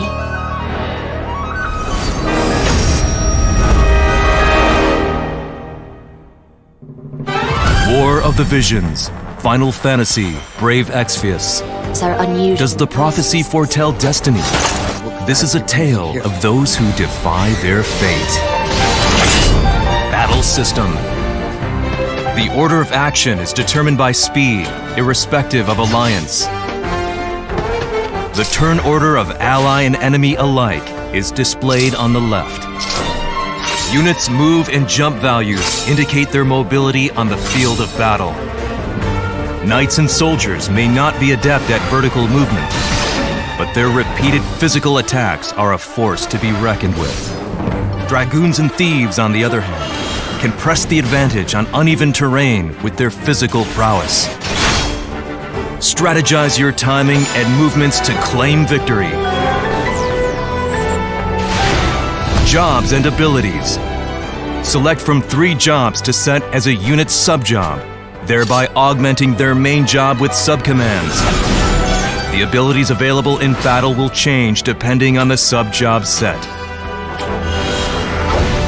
Interaction with other players. Friends can lend you their aid on your journey. Greetings, everybody. Hello. We are back from our 10-minute break, and we are going to be jumping into the finals here very quickly. Due to some of the issues that we're having with the spectator mode, we have kind of scrambled on the back end here to come up with a set of rules. So if there is a crash that happens in any of these final matches, which is best out of 5, and it happens within the first 5 minutes of the match, then we will actually be restarting the match. So hopefully we don't have a crash or an issue after that, but both players have agreed that if it happens within the first 5 minutes, we will do a rematch. They're going to use the exact same teams. Nothing's going to change. We'll just sort of redo it. So yeah, we're already ready. We're ready to jump into the first match here of the grand finals. We're all set up, ready to go. So yeah, hopefully everybody's ready. I hope we're all good. Everybody's back from break, got your snacks, got your drinks and everything. I'm going to pull it up here very quickly. Let's do it. Now, one thing I will say, like, too, if it's okay, I'm going to scratch whatever I was going to say. Let's instead talk about Shadow Lynx on Ice versus McLeod. Now, you want to talk about cost-limited powerhouses? McLeod over there is a cost-limited powerhouse. That is a UR unit in an MR skin. And honestly, the skin is not MR quality. Like, I remember when people said that about Salir. Sorry. About Salir? Yeah. Yeah, in like the first year of the game, that was true, actually. But, you know, then 2 more years happened and Salir has she still exists? Yeah, that's right. She does. Okay. Anyway, look at this squad right here from Luca. It is a dark piercing squad with slime. So it's Shadow Lynx on Ice and Kane plus slime versus an ice missile team with Rosa, McLeod, and Alaya. So a lot of units in this match that we don't typically see, and that's one of the coolest things about when you start putting like cost limits or rule sets into matches. You see a lot of units that you just don't often see. Rosa, definitely one of those. Like, we've all seen a lot of Alaya, and you see McLeod every limited guild battles. But Rosa is not a unit that we see all the time. She's a damage-dealing unit with big-time support abilities. She can heal, she can hurt people. She'll be out here doing Rosa things, and you're all about to see what I mean when I say Rosa things. Now, I will mention, as we get into this fight, if we get another spectator bug, right, and it happens in the first 5 minutes, which is just in these couple of turns where it's like, hey, we're just buffing, we're getting going, you really haven't tipped your hand to your strategy yet, because like if people are like, well, you said you were gonna buff early on, well, yeah, okay, right, and I'm gonna breathe air when I you know, it, like, yeah, me too, but like if it happens after that, we really can't remake just for the spectator and have sort of like competitive integrity, right? You're giving up a little bit too much of your strategy at that point. So that's why we went that ruling, and I think it's fair, and I think it's a good one. So I also really want to see Kane Thanks for the players Go for ahead. jumping on board with that as well. Yes, by the way, yes, both players agreed to that. So Yep. Luca and Adam being good sports here as well. Sorry, I just wanted to interpret- say something that Yeah. I did not mention is we're actually going to be doing an interview with both of these players at the end. We'll be doing that in Discord. I never mentioned that at the beginning of the stream. I'm sorry. Much appreciated. But it is happening. So Yes. there we go. Yeah, one other thing I'll mention too is like we have the luxury of doing replays or stuff like that in this last match because we're in the last match. However, if we were doing replays or letting matches get remade after they're 20 minutes deep in the tournament before this, we might still be in the semifinals right now or something like that. So you just got to be a little bit stricter about things like that before the finals. But now here we are. Let's do it. So here we go. We got a protect buff coming up. Let's just talk about the fight now. That's what I'm going to do. I say that like I'm talking to other people. I'm talking to myself. I will now start talking about the fight. Thank Cool.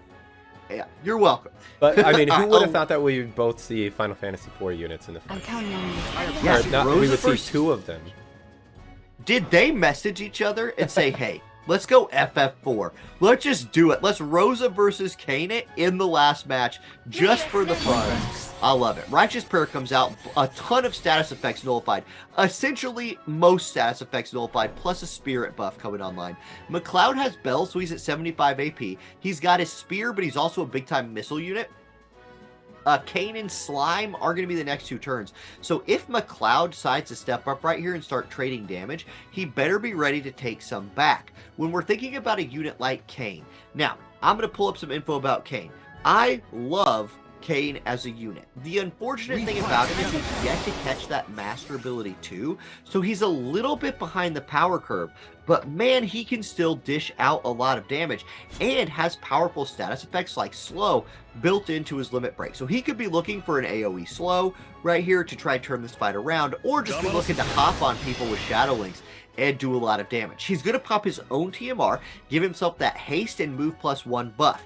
If his role in this fight is blow people up with Shadow Links before you die, those move buffs are a big deal because you want to be just out of their range, but have them be just in your range. Do you know what helps with that? Move +1. It's a nice helper right there. Okay, Slime's up next. He's out here wiggling around. He's going to give the agility buff to his team. So now the agility buff on top of the haste. Kane is a very, very fast boy. Here we go. Eli's up next, 93 AP. She's got a boatload of range, one of the higher range units in the game, and she can buff herself or her team from back there. She's going to run up next to McLeod. She's got 2 guns in her hands. McLeod's got 1 spear. She stands next to him. They're kind of eyeballing each other right here. They're like, yo, what should we do? What should we do? And Adam's like whispering, says, drop a barrage on that Kane. 3,700 damage on the Kane. Okay, so he's at about half HP, but it's Shadow Lynx's turn and his turn next. I'm not sure that Shadow Lynx can hit anybody from where she's standing.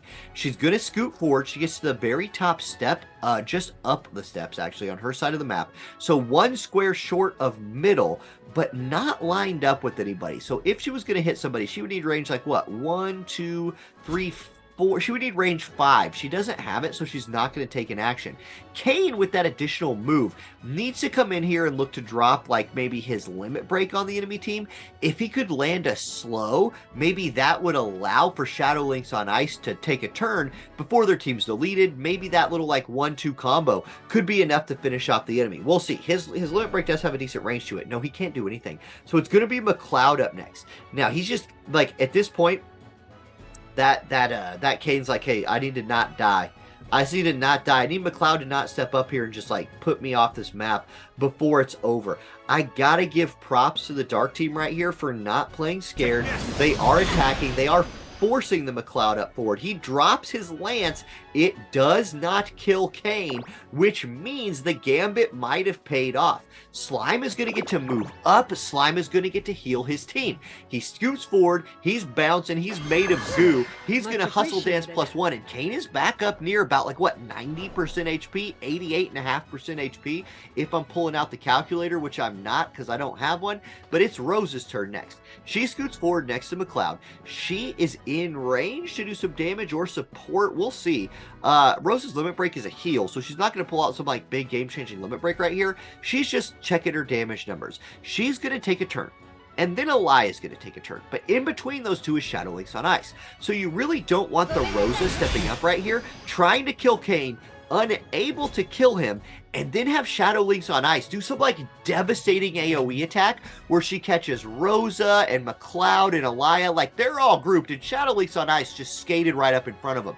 She's going to look to drop a huge game-changing spell right here. Game-changing ability. She's not going to drop a spell. She's not a mage. This is a huge moment in the fight. What can Luca do with this Shadow Links on Ice? A unit that does not get a ton of love. She's going to limit break and just hit McCloud. She's going to skate around. I'm guessing this is probably lethal. I'm guessing this choice right here was to do lethal damage to McCloud instead of hitting both Rosa and Elia. That is what it is. So McCloud is out. And Elia scoots back. Elia runs to her box. She says, look, I'm headed to this wall. I'm going to back up as far as I can, stand up on this box, and try to shoot somebody. She's got both of her guns. She's going to drop a barrage, so a clever AoE right there from Elia. Did Kain die? He did not. Kain has 1 HP. Kain has courage. So he's going to step forward. He's got that Rosa in his sight, and we're going to get a little, well, how meta of you, Kain. And actually, I want to point something out right here. Luca has a very interesting decision to make. If Kain does nothing, Kain gets to go again. He's going to go Dragon's Bane, though. Here's his limit break. This will slow whoever it hits. It has high chances for it. I can't guarantee it. Yeah, there it is. 4,300 damage. Slows Rosa, which means it's Slime's turn. Slime moves forward. Hustle Dance. Kain's looking healthy again, and this Dark Spear team is looking devastatingly strong. Rosa is slowed at about half HP, and it could be Shadow Links on Ice looking to finish her off, or looking to go for the back line in Elia. Does she have like some cross shape saying, no, it's just a triple hit attack right there. Rosa goes down. It's a 3v1. Elia versus 3. Now, everybody's grouped. Elia's going to be able to drop like a big barrage on him right here, but we've already seen that barrage not be strong enough to delete the enemy team, and if she does that, her AP situation is going to be real bad. The next turn is Kain, so Elia, at minimum, to have a chance here, needs to kill Kain and then give herself some distance. That's exactly what she's going to do. Armor Borer will kill Kain. She can choose to not take a turn, but it's still going to let Slime and Shadow Links go. This fight is not over because of the damage Elia was just able to do, but she's in a lot of trouble. Okay, Slime's turn next. Slime is channeling a spell. Slime has Raise. It's not full life, but Slime can attempt to bring Kain back to life, and I think that's what he's doing. Shadow Links on Ice is out of AP, so she's going to walk up and just probably poke Elia right here, I think. She's standing right in front of her, just right below Elia's little box. She's up there. What's she going to do? Is it a summon? Is she going to try to bring out a summon? It might be late enough in the fight that we see that. No, just the poke. 2180 generates 12 AP. I'm not sure that's it's a significant amount of AP. It will allow her to do something, but is that something going to be enough? Elia gets onto a slightly higher box. Could look to maybe kill Slime right here. Did Slime apply his courage, though? That could be a problem. If Slime's applied his courage, I don't know. Elia, Adam's thinking through it. He's going to scoot back down, back up. Time's ticking. Tick, tick, tick. You better make a choice right here, Elia. 32 AP in a dream. What are you going to do? Slime's going to zing, and Kain's back, baby. The zing lands. Kain's alive. 21 AP. He steps forward. He says, hey, Elia, remember when you killed me? Do you remember that? My name's Kain, and I got a spear, and, come on, Luca, don't leave me hanging, and, do something. Okay, so Kain's going to run backwards. He's going to just recast his own TMR buff right there. Then what's he going to do? It's Elia's turn next. He's going to scoot down to there. Okay, Elia's up. 32 AP. The entire enemy team in front of her. What's she got? She's got Shadow Links on Ice, standing right next to her. She's got a Slime back there supporting. Eraser is going to re-kill Kain, so Kain dies again. Elia's out of 24 AP. Elia, really cheap moves right there. She's used 2 moves. She had, like, very low AP, used 2 attacks that both killed Kain, and still has enough to, like, threaten Shadow Links. Oh, baby. Slime is here for... Slime did not come to mess around. He zaps Elia, landing the paralyzed. So now there's a % chance, if Elia is allowed to go again, that she won't get an action. Shadow Links on Ice is going to step up on the tall box, poke Elia again, 2174, and now we get to see, does Paralyze tick? We're going to get a couple turns right here. Units zipping away. Paralyzed kick. If Shadow Link's on Ice's turn again, triple combo will put Alaya in the ground. And Luca, the Shadow Link's on Ice Kane Slime team, get the win. GG. Fight 1 goes to Luca. Good stuff. Congrats. Shadow That is Link's our on Ice. first match of our finals here this evening. It was off to a pretty good start. I like that we can see a slime. You know, it's interesting when slime came out in the JP version. I remember a lot of players talking about him going, what is he? But he's actually been impressively, you know, it's interesting because like a lot of times, you know, slime isn't going to be thrown around in auto PvP or something very much. But sometimes it's these really obscure things that end up being very worthwhile in manual PvP. Yeah. Well, and in cost limited auto PvP, slime, I pulled up some, so slime is cost 20. Yeah. So like if you have a cost limit 220, you could go 100 cost unit slime. And that's pretty busted. Like you have an agility buff, a healer, a chance at raising people. He does physical and magic damage. Like, yeah, slime's good. Okay, so looking at slime's kit right here. 2 different elements. He's lightning and fire. He has striking physical damage attacks. He has magic-based magic attacks. His skill, he doesn't have a limit break. So he's that. He at least that's one thing he doesn't have. Zing is a 50% chance to raise. Not full life, doesn't take him back to full HP. But AoE healing, I mean, that's pretty good. That's pretty good. We've got Casey here in chat. Too bad nobody's using a Lucio. Oh, yeah. Where's Lucio been? Now, unfortunately, Lucio's a UR unit, so it's going to be a little harder to, like, pull him out. Yep. The War of the Visions official channel on YouTube said Slime is the MVP, so that's that's confirmed by the developers right there. I think we just had that confirmed. All right, so guys, we're just waiting on the next room code to get up. I believe the room has been made. So yep, joining just here right now. Yep.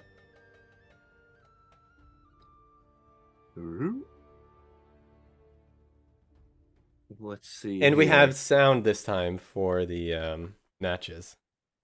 Oh, okay. Apologies. The sound is on. Yeah, apologies for the last stream. We did not have that.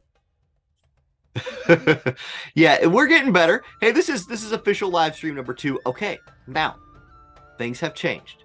Lucas says, "Hey, if spear waifus ain't broken, don't fix it." And then Adam says, "You know what? That's probably true. Let me get my own," and brings out Flag Bearer Glassy. Now, if I was to compare these units 1-to-1, I don't know that many people would disagree with me that Flag Glassy is the superior unit. I love seeing Leela. And yes, we get AWU Nation out here. Halloween Little Leela in manual PvP is like, oh boy. So manual PvP coming forward. Now Style look. Points. Style points? Look, Leela Bomb. Let me tell you guys about something you're not going to see, but you might have seen if we had Quicken in. Here's how you play Halloween Little Leela in manual PvP. If Quicken is allowed, you run her and 2 units that can cast Quicken. Leela advances towards the enemy team and does a thing. Maybe it's damage if she's in range. Maybe it's a buff to help her get into range, something like that. Then both units on her team cast Quicken. You quicken her once, she drops a gigantic shaped AoE bomb on the enemy team. It almost kills them. She gets quickened again. She does that exact same thing again and they're dead. And that's how you play Halloween Little Leela in manual PvP. It's really it's a big 5-head strategy that we won't be seeing here today, but we might see some big AoE bombs.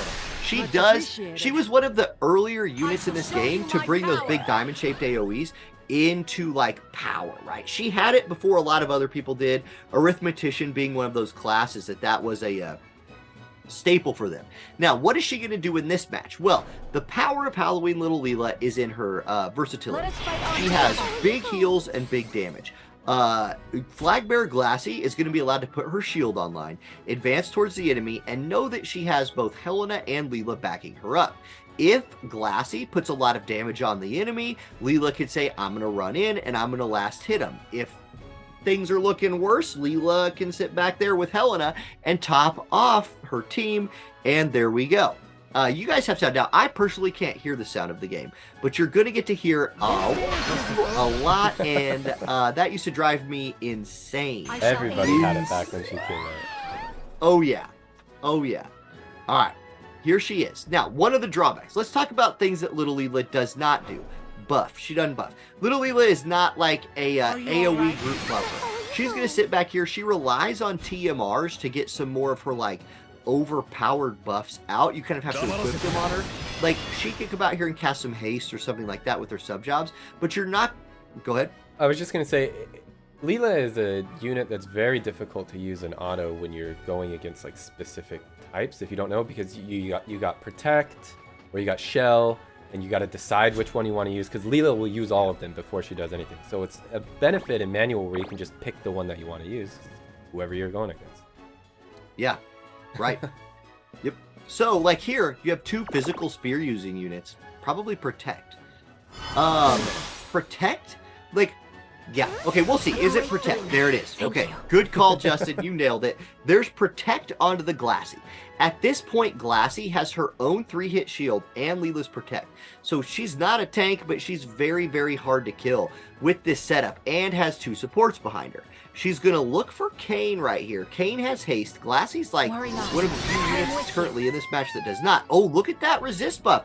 That will be very good. That pierce resist buff going to make her even tankier. So this is a very hard to kill team coming out here from Adam. I expect Leela to not go for damage yet.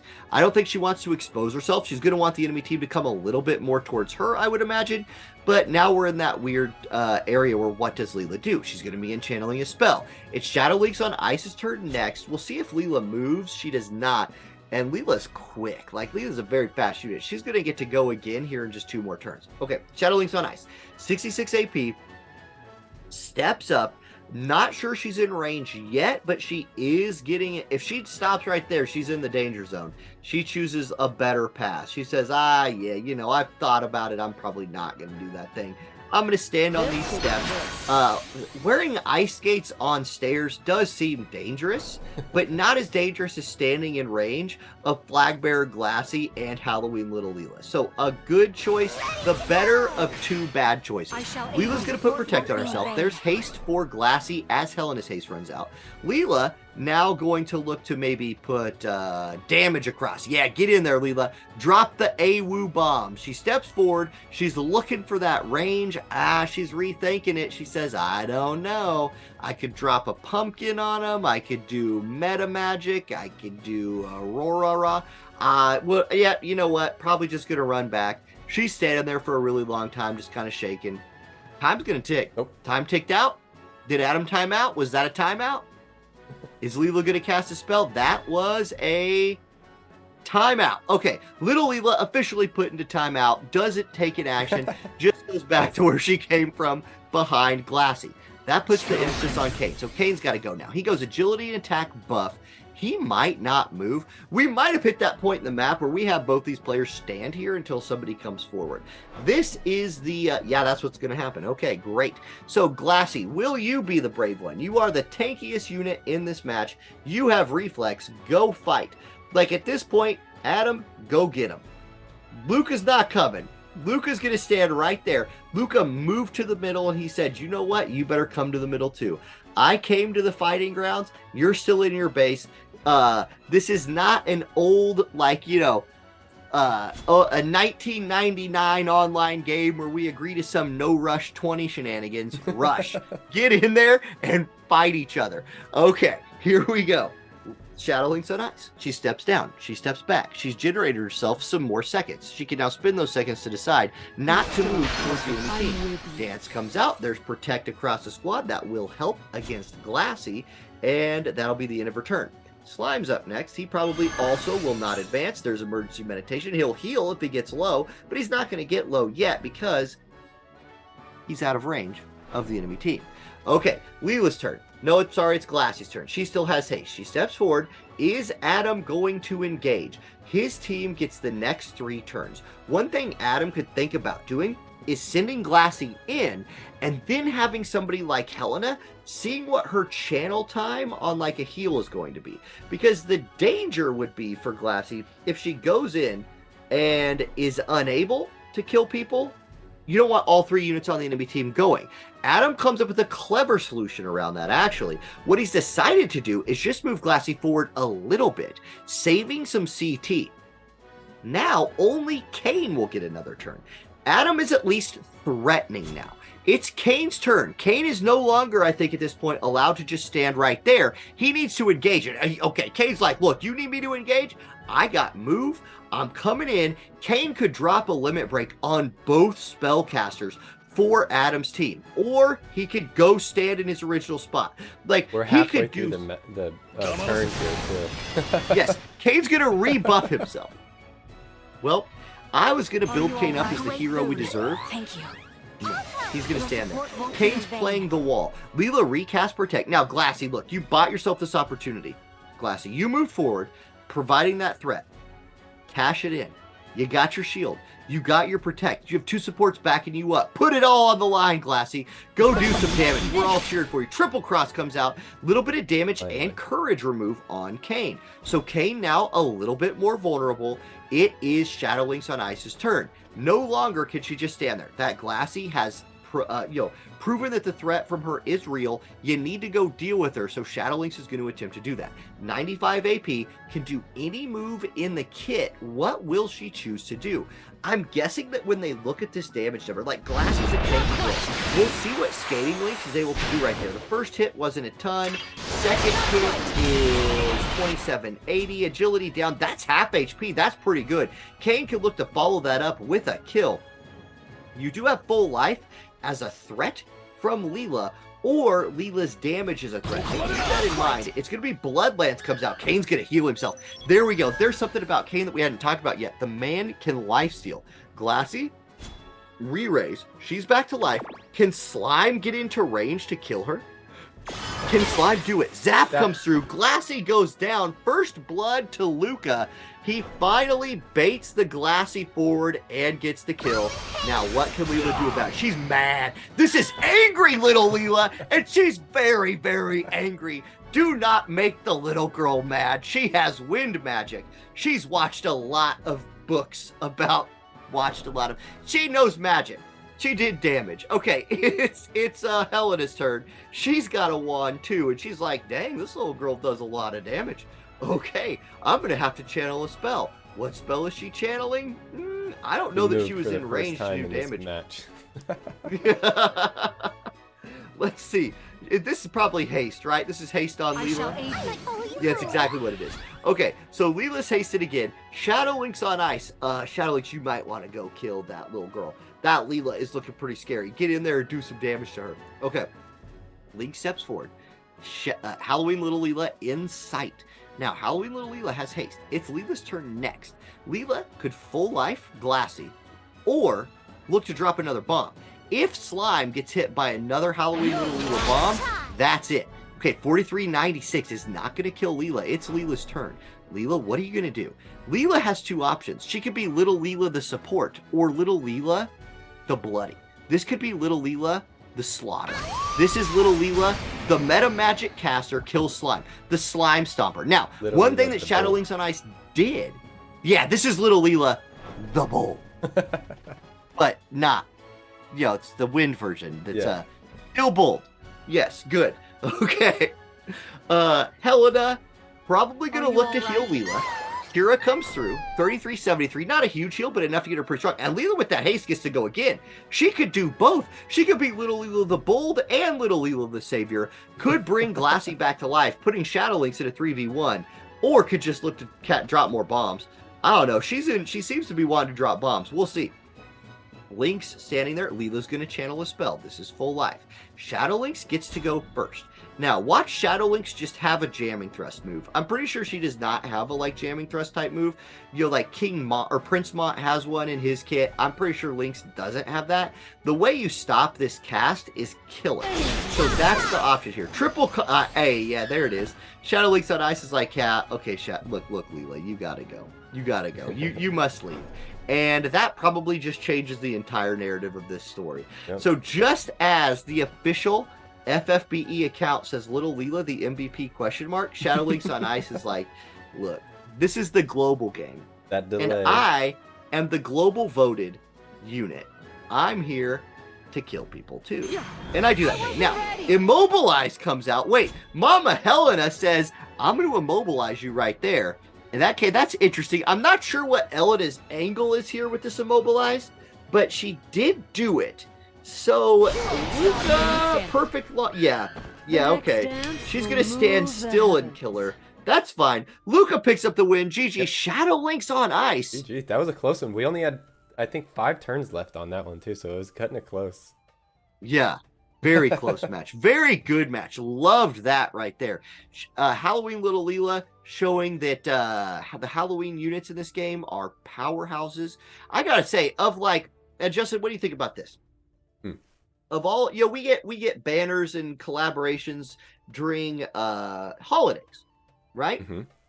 Am I wrong, or has Halloween just had some of the most like power-packed units, TMRs, vision cards of any of them?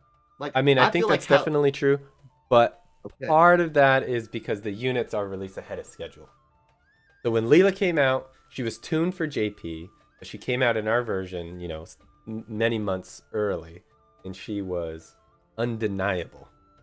Yes, literally undeniable. A monster. Okay. Well, either way, and then even on that same time, the Rairu was available. TMR has been. I don't have his TMR, but I have seen that TMR cast. Probably, I should get a title for watching Rairu's TMR be cast 10,000 times. Oh my, yeah, like. I think that's probably the best TMR in the game. And like on our game, it's usable by everybody. So that thing is a beast. You know, and then you have the vision card that gives you 3 attacks to your mages. It's really powerful. Okay. So that's 2 wins for Luca, if I'm correct. Yep, 2-0. So it's game point, it's match point. Yep, match point. This could be for all the what's a food in? All the zoo wings. There we go, all the zoo wings. This one's for all the zoo wings. I bought just random tangent here. You know those little ball ones? I don't remember the name of it. It's about in the middle, you know, when you're feeding the right before eggs. The JP one. Yeah. I think it's chocobo eggs, right? So I accidentally spent like 700 mil on those almost 3 years ago. I'm still going through them. I use them every day. I think I still have like 2,050 left. 700 million. Yeah. Worth of chocobo eggs. And you know what sucks about that? It's like, it's not like you spent 700 million on the good ones. Well, I mean, back then it would have been nice to have the JP ones. This day doesn't really matter that much, but yeah, but you got to click those a lot. You got to click a lot of chocobo eggs. Go like this. Like, yeah, your fingers, you're gonna have arthritis. Hey, but you know what? If you have to go to the doctor for chocobo egg arthritis, I think that's you workman's comp that because that's your job to play. Oh, there we go. So, yeah. Yep. Okay, here we go. This is We're jumping in right now. We got the room code, and Luca is going to Jaden. Now, Adam says, I'm running Flagbearer Glassy again, and this time I'm not going to let Orange A, like, bait me into, like, he's not going to give into the pressure this time that I'm putting on him to just send Glassy in. We'll see. Luca, though, says, you better send him in, because I'm going to play ranged comp, and if you don't come at me, I'm just going to bomb you to death. And I like that adjustment from Luca. Like, Jaden feels like the unit on this map that I would not want to play against the most. So I like this call. Luca could also, and with 100 or 230 cost limit, you could go Jaden, Starlight Elena, Slime, and be fine. You'd be okay. All right.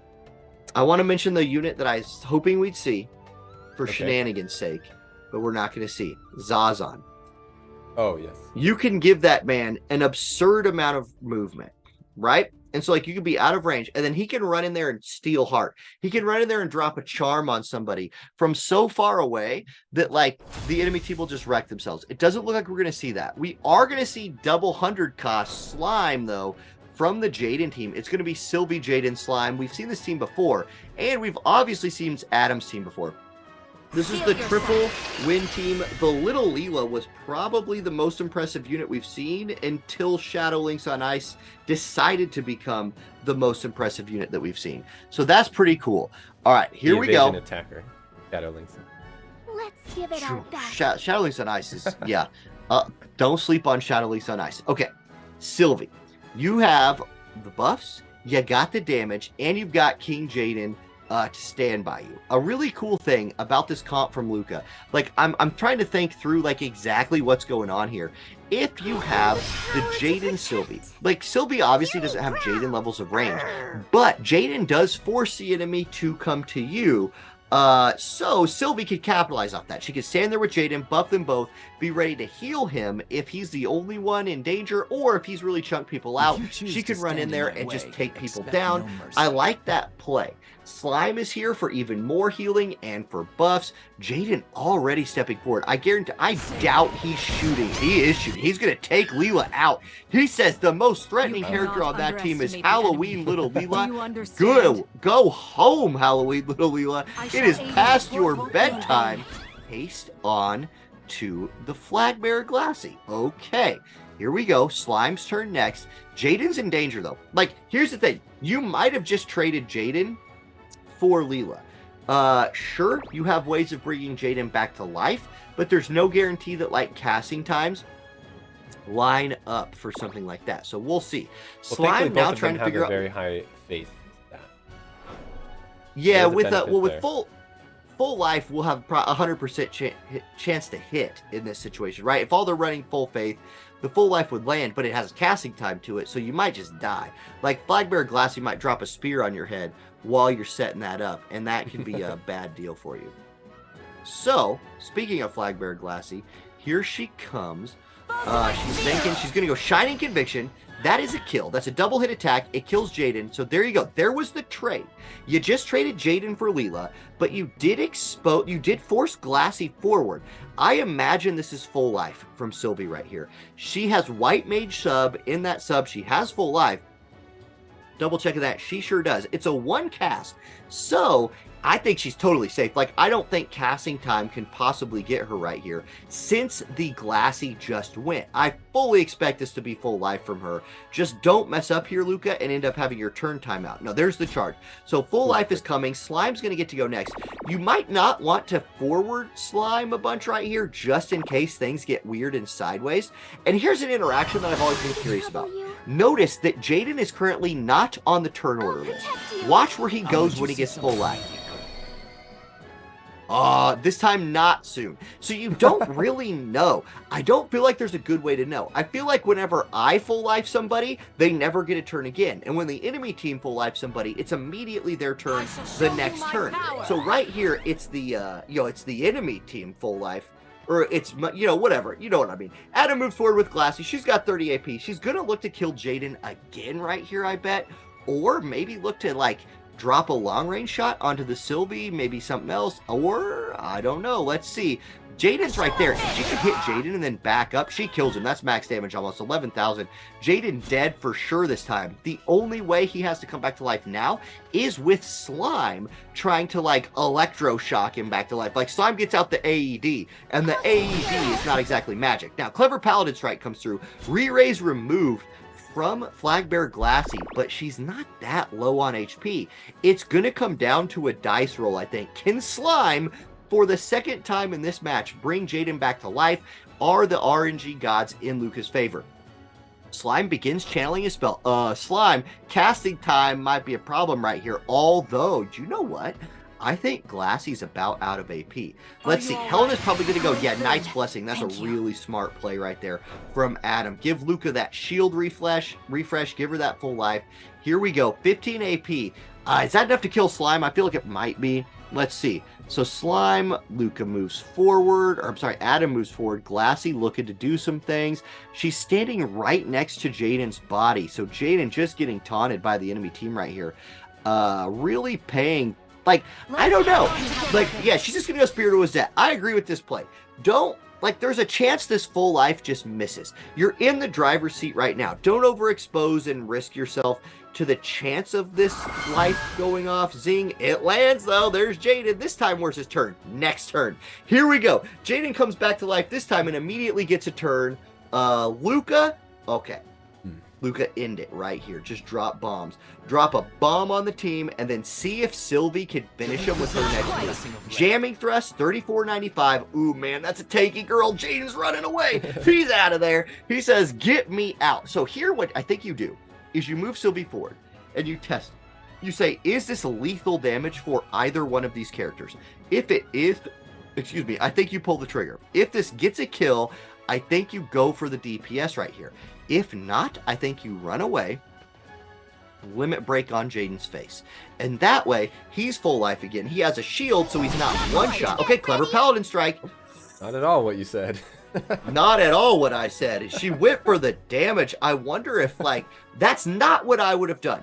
Both of these players are better players than me, so keep that in mind throughout my analysis right here, but that's not the choice I would have made. Okay, Helena's up next. Sylvie standing there with her sword. It's going to be Helena, Glassy, Slime. Helena begins channeling a spell. Glassy's up next, 35 AP. She can do whatever she wants, more or less. She steps forward. I mean, this Jaden's about to get, like, this poor Jaden. Like, indeed. Oh, man. Yeah, triple cross. That's a double kill. The courage remove there, though, does not count because Slime's courage was one of those courages where, like, if you have more than, like, certain threshold, your courage will pop. That is not removable, so the courage does still work through the courage remove from Glassy, but he's at 1 HP now. Does Slime go forward right? Okay, look, if you kill Glassy, you win. Zap comes through, paralyzed. Oh my gosh! RNG is back. Slime, man, this Slime, like, y'all, Slime's good. Slime's a good unit. Okay, Helena Leotis is out of her best healing move in this game, which was Knight's Blessing. That's a TMR. It's a single cast thing. She might look to Esuna right here, but Sylvie's up next. Okay, the casting time. What is this? Is this like, is this a heal? Are you all right? A great Kira. boon. Okay, she's gonna heal. 2343. I believe the shield is off for Glassy, so Sylvie might just be able to kill her. Oh, reflex. I'll protect everyone. Reflexed by the... Okay, so RNG is a factor. Reflex procs, but I feel like that's like the first reaction ability we've seen this entire tournament. It is. It is. That is the first. It's definitely the first reflex. Now, Paralyze. Did Paralyze proc? No. Okay. This Glassy just, like, nat 20 2 dice rolls in a row and gets her reflex to trigger and does not have Paralyze proc. She's going to rebuff, giving herself that shield again that has been so annoying to deal with in this fight. However, she is still standing there with half HP. Slime exists. I don't know that I'd stand right there. I'm not sure that's the plot where I'd stand. Slime's coming for you, right? You just killed Slime's friend 3 times. Slime does not forget. Slime does not forgive. Slime is channeling something back there, probably like a heal on himself. I'm not sure what Slime's doing. Okay, what's next here? Slime is hiding. All right, Helena, what do you got? Some more healing? I imagine that's the case. You got to be careful not to step into, like, AoE range or something like that. She's not, but this heal won't go off until after Sylvie's turn. So Sylvie could look to just start unloading right here on Glassy, thinking that, like, all right, I'm going to hit you. I'm going to not move. Count on maybe the paralyzed pocket or go for the back line. Just say, hey, reflex this. Never, psych, I'm going for Helena. And Helena's removed from the game. It's a 1v2. Zing again. Wait, Slime pulled the AED back out. He's like, wait a second. I put this thing. Oh, boy. Oh, Jaden. Go get your revenge, Jaden. No, he's out of AP. He's going to rock back in like Kira or something. He's got to be a little careful here because like, yeah, just shoot her, Jaden. Just walk up there and pop a shot. 952. Okay. It's Glassy's turn. Paralyzed procs. So the dice have gone cold for old flag bearer Glassy, and Slime steps forward. He's going to hustle dance, and all of a sudden, Slime's team, after suffering like 3 or 4 deaths, is all alive at full HP. Man, I'll protect everyone comes out, 3,300 damage. Glassy hanging on by a thread, and it's going to come to Jaden. Look, poetic justice right here. Jaden insta-shoots her, pulls out the gun and shoots her. Luca picks up the win, and that is a GG for the tournament. That was a very interesting final match. That was awesome. A very interesting final match. Look, I built up the courage factor all night, and this Jaden went ultimate courage in the last fight. He said, Little Leela's a problem. I'm going to go forward, and I'm going to shoot Little Leela right out of this match. I don't care if it kills me 4 times. I'm killing her once. And he did it, and he ends up getting the last hit in the match. Somehow, Slime OP, GG, Luca gets the win. Yes, so congratulations, Luca. That was enjoyable. That was really interesting. I think Slime is really, there's been a bright light shining on Slime this whole entire tournament today. Oh yeah. Oh yeah. Slime was the man. Like, we saw 100 cost units all day. We saw all kinds of crazy stuff. And we saw Slime not miss a raise. Slime was 100% with his RNG rolls today. Landed all his paralyzes, landed all his raises. 20 cost unit. Huh. Yeah. Wow. Okay. So now I believe we are setting up a Discord room to talk to both of the final participants. So we'll get a little feedback from both of them, talk about their feelings in this fight, see how both Luca and Adam are feeling. Those were close matches. Like, both of those last two especially could have gone either way. For sure. I think the play here was taking out that Leela as soon as possible. That really, really, really. And even despite that Leela being taken out basically at the beginning, Adam really held on until the end. Like that, he did a very good job with only 2 units. Oh yeah, the power of Flagbearer Glassy was like on display. If Jaden was alive and Glassy was in range, Jaden was not alive anymore. Like multiple times. Like, it just kept happening. Oh man. So yeah, Luca, I'll save my congrats for when he's in the room with us, but that was pretty dang cool. I'm very curious to see the thought process behind these team builds, because like I said, not a manual player, so I am really looking forward to getting some analysis from people who know what they're talking about. All right, watching the Discord right here. I believe everybody is in the room, but we have not gotten the okay to jump in there yet. Yep. So we'll be jumping in here very soon. Okay. Yes, if chat has any questions out there that they may be curious about, maybe like a setup or a team or something, put it in chat. We'll see if we can ask it when we're doing the interview. Yeah, absolutely. Feed us some questions for these guys. Yeah, and we're going to be interviewing the first place and second place winner, Luca, and then Adam afterward. Yep. Man, okay. So, what status effects did we see tonight, and what were the most important ones? Paralyze. Yeah. It was all about Paralyze. There was a toad that didn't really... Yeah, the toad didn't do anything. Other than that... There wasn't a charm, because the timings just never worked out for any charms. No Berserk. We're looking for that King Mont Bomb, maybe. Didn't happen. Yeah, Paralyze. And there was a very small amount of reaction ability. Oh. What, like, actually just one? Was that right? I think that's the only one that I remember seeing. Somebody can correct me in chat, but it was definitely the only reflex. And of course, the only reaction ability we see is a reflex. Right. Well, yeah, I mean, reflex is 100% chance to proc when you don't want it to. So you're going to see a reflex or two every time. We did have a really good question come in from Lex on the YouTube channel. It says, a question for Luca was, is this Sylvie running slow resist runes? Because resisting that slow against the Summer Jaden in the first matchup was a big turning point in that fight. Okay, we are ready for the interview. So we're gonna be diving in here, so it'll kind of look the same. So just give me a second. Okay, I will also switch over to there. All right, we're gonna be diving in. All right.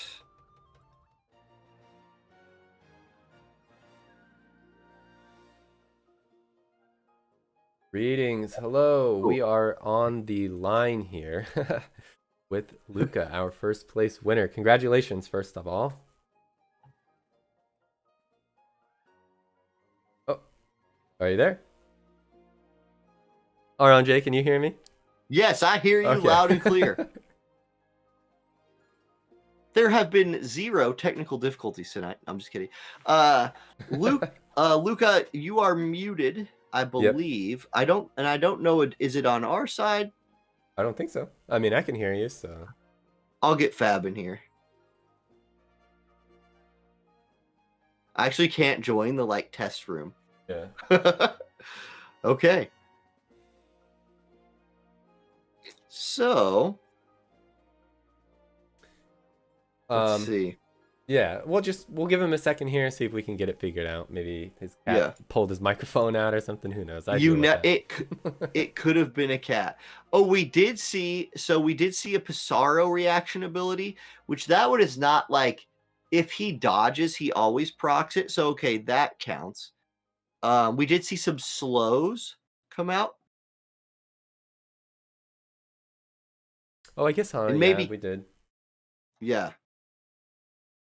And somebody does mention maybe Kane procced his damage reducing deal there. So that could be as well. Also, there is some part of the match that we didn't see. Right. Yeah, there was the off match ones. All right. Well. Right, maybe.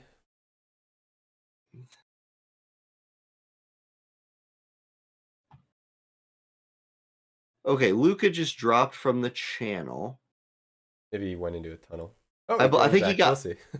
Yeah, I think maybe there was some technical thing with him.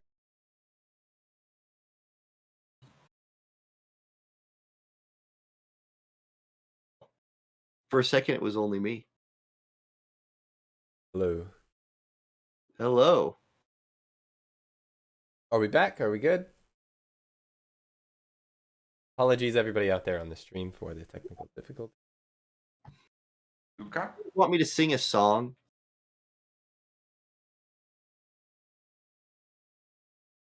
They all left the room. Well, I'm going to take the fact that they left the channel as a no. I wasn't going to do it anyway, so. Maybe we could interview somebody else here in the meantime.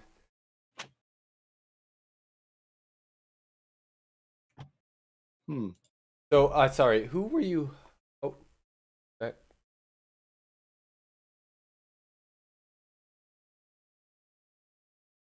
I don't know.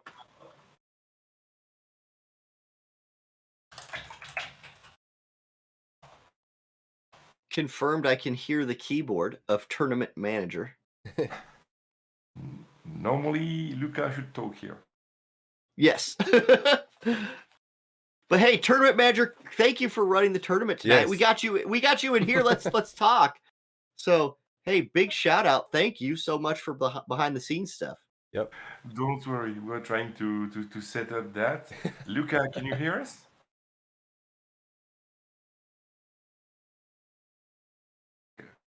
Let me fix that. Maybe he's a little shy, as somebody said in chat. This was his plan all along. Just don't speak. He's just the strong, silent type. I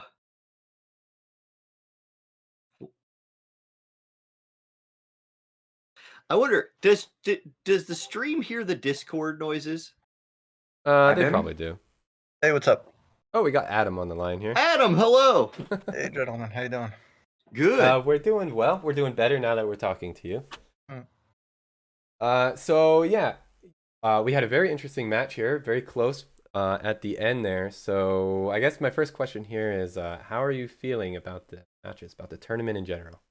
I mean, the tournament in general was fun. You know, I think it was good. The matches, personally, I wish I could have did a little better, but Luke is much better than me, so good games to him. Well, I don't know I would go that far. It was a very close match. I mean, you made it to the grand finals here, so.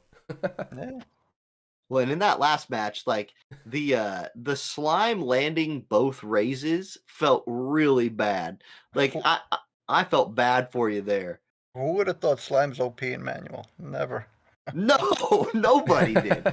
That was I mean, as a spectator, it was awesome to see. As the person who brought Leela as their Helena as their cost limited unit, you're like, well, my unit costs more, shouldn't it be better? And Slime was like, no.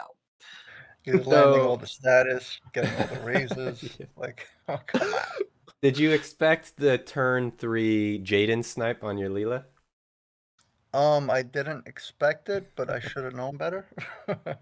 I didn't know his position was that far ahead, but hey, you make one mistake and it could cost you the game. But it was an even trade though. It's just that's Slime, man. That freaking yeah. Like you shoot Jaden down right there. Like you snipe Jaden out, and you're like, okay, Sylvie's gonna bring him back to life once. I can deal with that. I'll kill him again. And then Slime literally 2 more times brings that man back to life. And you're like, what do I have to do to kill Jaden? Apparently exactly too much. Yeah. It's fun though. So can you give us... Sorry, go ahead. I kind of wish I would have used my Sorrow team on that. I had... would have been funner. Sure. So could you give us... Oh, go ahead, Justin. I was just going to say, could you give us like maybe a thought process behind the team that you built? Teams? Yeah, so I built those 3 teams. The first one I think is pretty strong. Like Flag Glassy is my favorite manual unit. I think she's very strong. She covers all the bases. She got the mortal spirit removal, re-raise removal, high accuracy. So if you go against evade, you could take that out. She has reflex. And her sub, you could spec her for more mobility. Reaction down as a Nightblade sub. She's just really good overall. So like I'm a fan of wind, but ice is so strong. I'm surprised we didn't see really any ice teams so far, besides mine. Yeah. And then okay, how much manual PvP do you play in general? Like, do you play all the time, or just was this kind of I mean, you say you have like your favorite manual units. So how much manual do you get in? So I've been doing CMs all the time manual since they first came out. I do free matches pretty frequently. I try to keep it alive. It's it's pretty barren there now. Yeah. So yeah, I do monthly tournaments with JB79. Shout out to JB. Yeah. Oh yeah. Thanks for keeping the community alive. Well, he gave me a bunch of tips for casting tonight too. So yeah, huge shout out to JB. Yeah, so I like it. It's my favorite thing in the game. Do you do any auto PvP at all? Or are you strictly manual? No, like arenas, I just skip everything. Even in quick pick matches, I set my team up and skip. I'm not that good in auto for some reason. I don't know. Well, I mean, somebody like Leela's kind of impossible to use. So yeah, another question here. Like, let's say somebody wanted to get into manual PvP. Are there any any quick tips that you would like to give somebody? First thing I would suggest is join the manual PvP Discord. There are a bunch of good guys who know their stuff. We're all very helpful. We're not get down on you or whatever. We try to help everybody with comps and strategies and whatnot. A bunch of friendly people too. So I would suggest just join that Discord and take it from there. Awesome. Very good. And do you have do you want to drop a link to that Discord in the chat? I hope somebody else could do it because I can't at the moment because my computer's set up. Well, yeah, JB was in chat, so I think he probably has. I say I'm in like a billion Discords, but it's the is it the WOTV PvP Circuit Discord? It's the WOTV Live PvP. Ah, okay, hold on. I'll find it. I have 400. I'll drop. I got it. Okay, I'll drop that link in the Discords right now. So if you guys want to join the live PvP Discord, right? And also, like, if you're a free-to-play player, don't be turned off because there are plenty free-to-play players that beat the crap out of me all the time. And I mean, look at Slime. You don't need to do anything with Slime. You get him Exactly. 100%. So yeah, being a whale has some advantages, but you could do well as a free to play. Right on. Cool. Was anybody else that you'd like to give a shout out to here before we close out our interview? Yeah, everybody in my guild, Kudin, especially Logi. Thanks for practicing. Flip Frey and Zalk too. They were helping me out. And yeah, everybody on the WOTV PvP Discord. You know, they all helped out. A bunch of good guys. All right. Thanks a ton, Adam. Yeah, Cool. no Thank problem. you. So yes, enjoy your title. Like what you said at the beginning of the stream, you should be getting it in about 2 weeks or so. So your little blue flags there. That sounds good. Cool. Well, we're going to be jumping into an interview now with Luca, our first place winner. So thank you again, Adam, and congratulations on being the second place. Thank you. Have a good night. You too. Luca, hello. Hello, do you hear me now? We hear Yes, you. we do. Oh, finally. I had to change phone. Oh, okay. Oh, I see. Well, we're happy you're here now. So thank you very much for joining us today. Maybe it's pretty late where you are. I'm sorry about that. Thank you for setting it up. It's almost 6 a.m. here in Italy. Oh, no. So there you go. Stayed up all night, but you get that title, the global king of manual PvP title, all yours. Yeah, but thing is, I just really like manual PvP, and I really hope Square and Gumi starts doing more manual PvP, because manual is really intense. Is really very deep. Yeah, indeed. We were talking about that. The pressure's on in manual PvP for sure. Yeah, it was really. You see, I really love Jaden and Light, and I think playing manual like this is very frustrating for the opponent. But it's also like doing a chess game. Yeah, well, and it's a chess game with like hundreds of different pieces, so you have to memorize so much in manual. Yeah, I think this is the hardest part, especially when you have to count tiles to see the range. So okay, what were your thoughts in that last match? You send Jaden forward and you snipe the Leela. You take her straight out of the fight. She doesn't even get to take a turn, and then you full life Jaden. He immediately dies again. What did you think your chances of winning that fight were with Slime back there? The plan was once you take out Leela, opponent doesn't have a reliable way to heal up.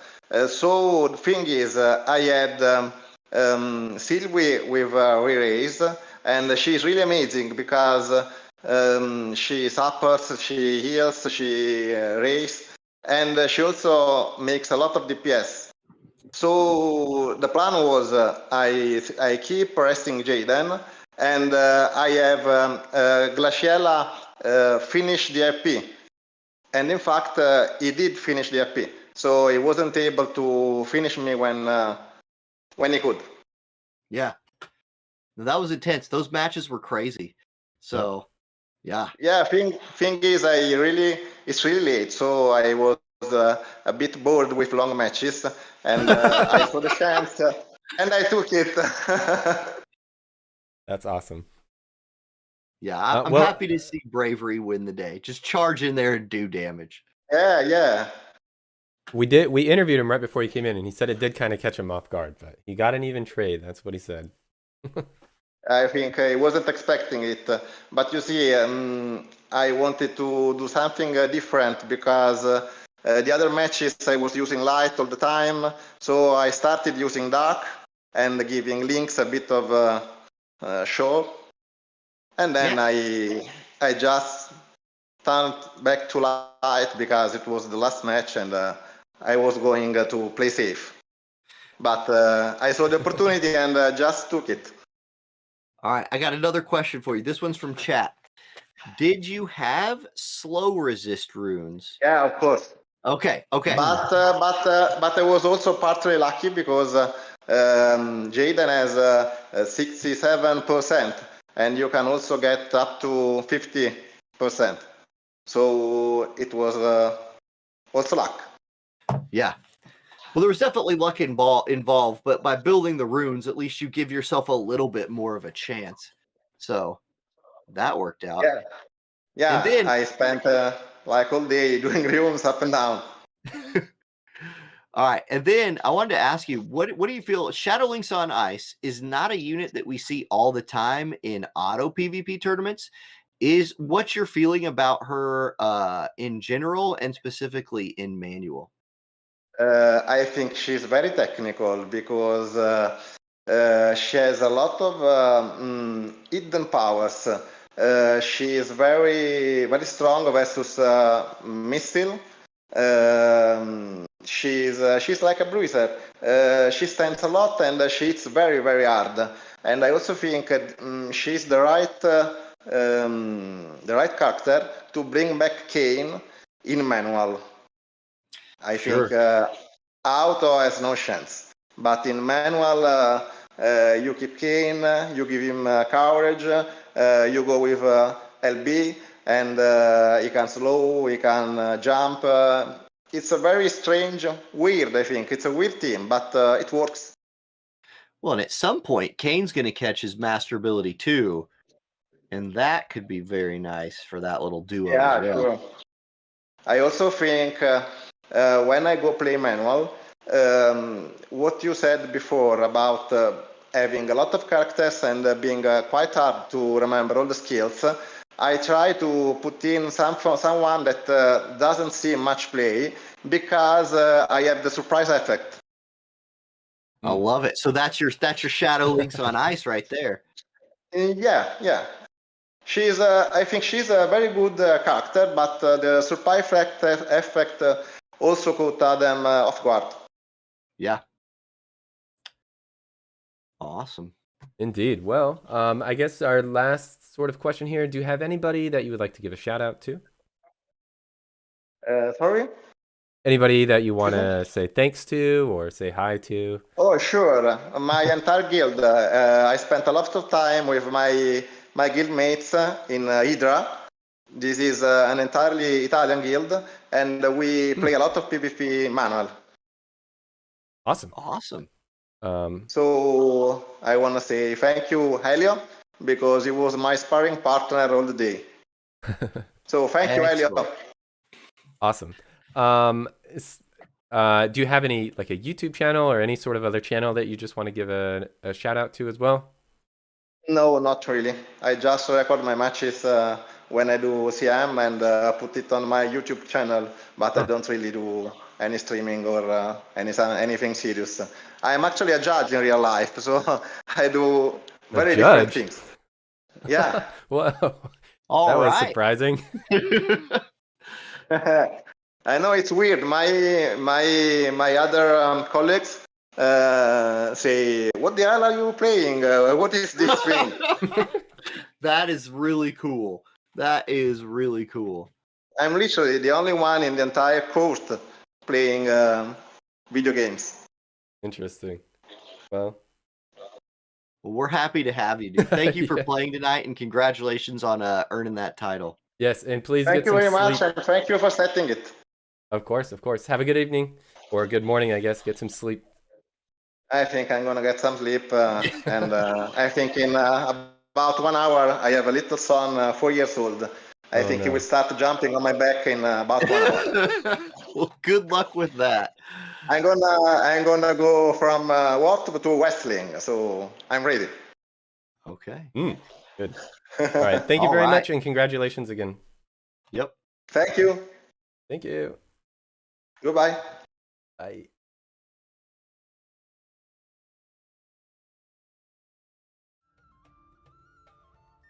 Okay. All right. And we're back here.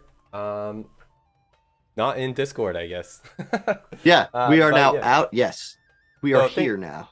thank you very much to both those players that just gave us an interview. That was interesting. The manual side of things is always a lot more. There's a lot more that goes. Well, maybe not a lot more that goes into it, but certainly when you're sitting there playing, there's a lot of work that you got to go. So I appreciate everybody. I think there is more. Like, I think that I don't know how much more it is, but it definitely seems like a the pressure by itself. It's definitely a lot like it's a different thought process. Yeah. I didn't know, like, coming into today, I did not know how I would feel about shoutcasting a manual tournament, about how I feel about watching one. Enjoyed it a lot more than I thought I would. There's actually not a lot of downtime. I think a lot of people expected there to be a huge amount of downtime, but there's a lot of stuff that's happening in between that we can talk about. I didn't have to sing any of the songs I had prepared. Oh, what did you have prepared? Nothing. Oh. Just, you know, kid songs like the ants go marching and Hello Sun. Yeah. So nice copyright-free songs. Oh yeah. I just changed the words a little bit. You know, yeah. All right, so before we close out things here today, just wanted to go over a couple things.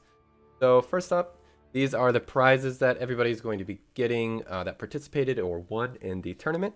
So first place got the Achiever of Glory 2023, which Luca, and then Adam is going to get Those Who Strive for Glory 2023. Everybody else that participated today is going to get Throne Seeker 2000. So I appreciate everybody showing up today. It was a wonderful tournament. There was only 8 people in this tournament, and look how long it took to get through all the matches. And that was best case scenario for every one of them too. Yeah.